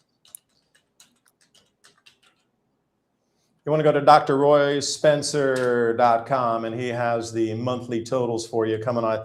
I think it's UAH, University of Ala Huntsville. And yeah, he's using, let me change the chart here, switch to this. Yeah, this is exactly that period they were talking about in the chat last time we were on air. About people said they remembered living in Las Cruces and seeing the Rio Grande completely full of water year round. That was right in that time period where we were getting a lot of rain. It was hot all the way into December and January, 90-degree temperatures. Yeah, so you can see this one pretty cleanly. Yeah, and you'll follow this. Okay. So when you're looking at the solar maximums, generally it's these peaks here when you're looking at this global temperatures. So if we look at 97 and 98 and we come back to, if we come back in on the, and we go 1997, 98, oh no, what was coming off of this dropping down here. But in the 1990s, we had those spikes. Let me share this tab again instead. 2016 was the high for this temperature spike there. Let's come back down here and take 2016. Yeah, it's just right around here on the trend. That was a double. Well, they're all doubles usually, but notice also something that's a little bit different on this sunspot cycle here. Almost every one of these is a double. And the way John Casey was presenting the information, that generally you'll have the larger bump and then the smaller, you'll have the smaller or the larger peak first, followed by a smaller peak on a double peak. And the last time we saw something that had a single peak like this was, well, back in the 1950s. But he was trying to talk about solar rotations and how the solar grand minima was starting to onset by using the single largest peak first, preceding his largest peak, followed by a smaller peak. And once he saw this smaller peak first, larger peak second, he was anticipating that this solar cycle, followed by the second one showing the same wave, would have been our solar minimum starting here, grand solar minima. But it didn't turn out to be as much. So we're starting to see this peak here. Where does it take us? I'm not sure, but it's a sort of a single peak. We barely even had a first peak. It just seemed, but the very same look at it happened around in the 50s right here when we got up 350 sunspots. So just pointing that out there for you. We're at Dr. Roy, here we go. So where are we going to go on this temperature chart here, do you think? And you start to look at some of this, it doesn't overlap exactly on it, like the 1998 peak. Let's go back to 1987, 1988, and then, what was happening at that point. 1997, 98, kind of right up here again near a solar maximum temperatures. The one deviation was right here mid-cycle, but bringing it back to here, sharing this one. So 2024 and 25, we had that spike up because that was Hunga Tonga moisture driving this one up here. So that was all vapor-based because, water vapor is the biggest greenhouse gas. I didn't know it was going to be that low in the atmosphere to disrupt. I thought it was a higher water vapor eruption. That would have been more effects higher in the atmosphere. It's cooling higher in the atmosphere, but it's warmer lower in the atmosphere. So we got this at 2024, but when you come on the sunspot cycle, it does kind of get at that peak right there as well. We're about midway through. So that one matches kind of what we saw with the heating added into, again, the Hunga Tonga eruption. So I guess that's what I got for you there, man. I just, you can find this data pretty easily. And where does it lead us into with earthquakes then? Yeah, that's where I was going to go next. Because they're saying that the San Andreas fault has the highest stress levels in 1,000 years, but on a geologic scale, that's really not that much. Oh, that's nothing. And it's hard to estimate these things. However, the question is if we did get a 7, 8, or 9 on the west coast of the U.S., depending on where it's at, you could have it on the Cascadia subduction zone up there, which would take out Portland and those upper cities down there. But if we had a major one down around L.A. or even San Francisco, it would put out, talk about disruption in supply chains. Those are some of our biggest ports that take in all of the goods from anywhere else. And this would mean that for a short time, if there was one, I would think that it would completely cripple the U.S. as far as, money situation and all that. If you're looking in Venezuela right now, I feel so bad for those people. Since Chavez, since they went socialist with Chavez, they've just been having bad luck after bad luck after bad luck after bad luck. And now to top it off with a double 7-point something, earthquake that basically knocked a lot of stuff down. So the estimates right now. Is there a map there with this? Is this stress San Andreas fault? Is there a map on that article? Let's see here. Well, there's a picture of it. No map. No, it's just like a cheesy one. I want to know where their baseline is. Like, how do they even know where to start to then calibrate off of what's the zero mark? Here's the study right here. How do they know 1,000 years ago? I mean, where's their base level to even know what zero is to measure from that point above or below the line? Let's see here. 1,000 years of earthquake history here in this paper from the University of Hawaii. So I guess that's what they're basing it off of. And the biggest one I know of, like, what was that? 1918, or was it 19? Yeah, I think. Was it 18? I think it was. Or no, 1908. For there. For San Francisco. Francisco. Fault was, again, in the early 1800s. Yeah, but it is a real question. I mean, when we're looking at, we always get to see these on TV, right? Like a few years ago, it was Turkey. We've seen Haiti. I mean, you can go on and on. Mexico City basically has got lucky despite having really big earthquakes in a spot that you would think that everything would fall down. So, one of those areas would totally put a whole portion of the map out. So say we had a good 8 in Mexico City right now, and they had significant damage on the scale that I've been watching in Venezuela, which I think they have, what they're saying is they're estimating it's going to be about 10,000 people dead and 20 or 30,000 missing. Right now, I think the last one I saw, it was still barely in the 50s as far as victims. But they're digging everybody out. They're digging dogs out. I was watching them all day. It was like more dogs getting rescued than people for some reason, or at least on the feeds I was seeing. But they're pulling kids out. I saw a video. I showed it actually at the beginning of the show where this old man, his wife obviously couldn't walk. She had a walker, so she wasn't going nowhere, and he was too old to pick her up. So he just went and stood by her, waiting it out. And what would the U.S. really do if the lights go out on the West Coast? And it's not just, watching it on the news and watching all the fires and all of that stuff that's going to happen. We're really talking about a major inflection of poverty that will follow right right after that.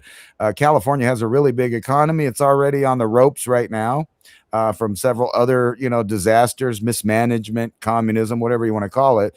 If that were to happen, though, you would think that there would be several major ports out, like from San Francisco, LA, San Diego, all out of commission. I mean, that would be like half of the U.S. just out of commission immediately. Well, if there was another New Madrid earthquake, I was looking up the details just to make sure I had them right. The 7.0 and then an 8.8 in February 1812. Now, in today's world, it would knock every bridge down on the Mississippi River. Right. Or greatly damage them to the point you just couldn't cross them until they did engineering and structural inspections, that sort of thing. So talk about all the goods moving across America, all the rail lines would be down. There would be no vehicles going across those bridges. So like there'd be an instant cutoff of everything across the US as well. Now, how long would it take to inspect the bridges? Weeks, if not months. And then if there were damage, you know how slow things work in America to get any kind of, they'd have to do like a Manhattan Project construction thing. Because of the way it's done now, where it takes 3 years to complete 2 miles of road, that's just not going to work. It'd have to be done in months, because the entire economy of America would be dependent on having the bridges across the Mississippi, along with the rail lines, functioning. So either way, like we got these two known zones that have occurred that devastated America in their times even. And I'm wondering, the lock system, how that would be affected, these sort of things. Right. So even river transport would be, greatly moved. So we got the San Francisco quake. If we were to have another one that large as we did, was that 1905 or somewhere? Yeah. We don't come back from that one for decades, right? And then if a New Madrid fault zone, if we had an 8.8 along there, I don't think our modern buildings would stand up anyway, even though they have earthquake engineering into them. I don't think most of our stuff would survive an 8.8. No, you would see cities like Memphis, Nashville, stuff like that, feeling effects of it that far away if we had something like back then. Really, they had mostly, for the most part, just one-story buildings that took the brunt of that. Now we're talking, thousands and thousands of towns with different buildings, and none of them are built to withstand an earthquake. None of them. Yeah, I'll tell you what, and living in Knoxville, before, I saw a couple of those really old brick buildings from the late 1800s. Because of that earthquake, their earthquake prevention techniques back then was they had this giant rod that went across the building, and then they drilled a hole through the bricks onto the outside of the building, and they put these big discs. These things must have been like 10-foot circumference discs made of metal, and then they pulled the building in on its side, so it had two like 10-foot circumference discs in two different places along the building to like hold it, so if it shook, the walls just wouldn't fall out on themselves. And that was the best earthquake technology they had in the late 1800s. Yeah, just looking at this map right here, you can see all that activity right there north of Memphis. These are mostly all just ones, twos, things like that, but it shows you the center of where this thing might happen right here. And, I've read lots of papers that's saying this is way overdue as well. Mm-hmm. Well, with this big movement here, very close to us, like those plates unlocking the way they did, that's going to create stress elsewhere. Yeah. Where's that new stress where'd that new stress get pushed to is the next question to ask. Okay, this event, terrible as it was, it happened, but you need to start thinking about that unlocked, but where did it push and create the next friction zone? Oh, yeah. You know what? You're right. I forgot to, I was going to download that. I saw it was basically a GIF that showed the shock waves coming from Venezuela, and it appeared that's what triggered the other earthquakes. We had a 5.9 in San Francisco. I think there was a upgraded from a 6.9 to a 7 in Japan, and then several more. There's a couple 4s over here in Taiwan too. Like that whole zone over here has been shaken. Let's see. Let's look over. We had the typhoons over here too. Electrically, those typhoons are connected. So we got 2 typhoons that are going to be joining just over southern Japan around Honshu Island. Two typhoons normally don't join together. Normally they're repelled. But these are actually going to join together into, it's not going to become a super typhoon because generally they collapse on themselves on the eye walls. But to have 2 typhoons collapse in on each other, that's another rarity that's occurring right this week. Looks tasty over there. Oh yeah, I took it off. I was showing it. Sorry. Yeah, It's so I was moving obviously around. quite active over here too. I mean, Yeah, so I got the JMA feed up here for the Typhoon. Let me see if I can share this screen out for you. You see where these two are going to connect right here. So amongst all the other strange things occurring in our world, beyond the heat wave and everything else, this is the first typhoon down here. The one that just passed and just like soaked us with rain, 14 inches of rain in the last 2 days, was one of the outer bands that circled back over Taiwan. It didn't even come on shore. As far as, it's to the west here, the islands to the west. It came up, and this is where it's coming. So these two typhoons are going to join right here in southern Honshu. Again, a little bit rare, a little bit not normal. And once they connect in together, then they're going to ride together and become one typhoon as they go out. So again, this is kind of unusual. You don't see it every day. So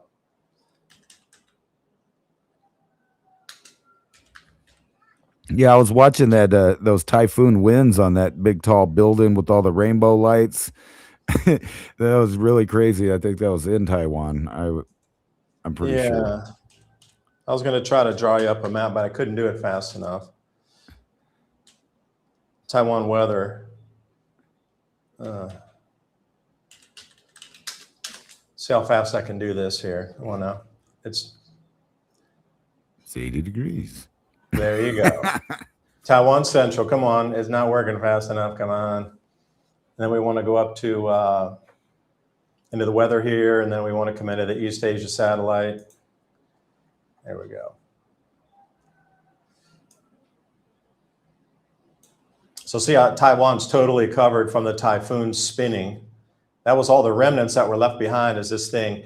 See, they're not even really that well formed typhoons. They're very low on the scale anyway, but they're about to form up. This low right here is what we're looking on the map, along with this one here. So these two are going to grab in on themselves here somewhere. So anyway, that's another strange anomaly that's occurring. So, amongst others, the chance that two typhoons combine in on themselves is a rare event, in addition to all the other rare events we're having on the planet. So now you're starting to layer like something significant has happened. And then if you look across the world, stock markets, gold and silver down, stock markets down, crypto's down, bonds are down, like everything also in unison across like the financial space and how humans operate with money is down. And generally they find that's electrical connected because it's usually rides on top of the solar cycles on the highs and the lows of the solar maximum, solar minimum. Then we had all this incredible earthquake activity, these typhoons coming together, that's electrical. You got the heat dome stalling over Europe, that's electrical. So everything that we're seeing across the entire sphere of our world, literally our planet, something electrically has been disrupted this week, and we're starting to see it play out everywhere in every genre of our civilization all at the same time. So I appreciate you joining. I already see we're coming to the end of the hour here. Civilizationcycle.com. Put your email in there. I'll be happy to get you the show notes, 10 important items that we talked about tonight with some graphs and some slides so you can remember what we talked about. Also, buymeacoffee.com/civilization cycle. Support us over there, buy us a double espresso, and also click on those links below to support our sponsors because they support us. Until next week, thanks for your time. Bye for now.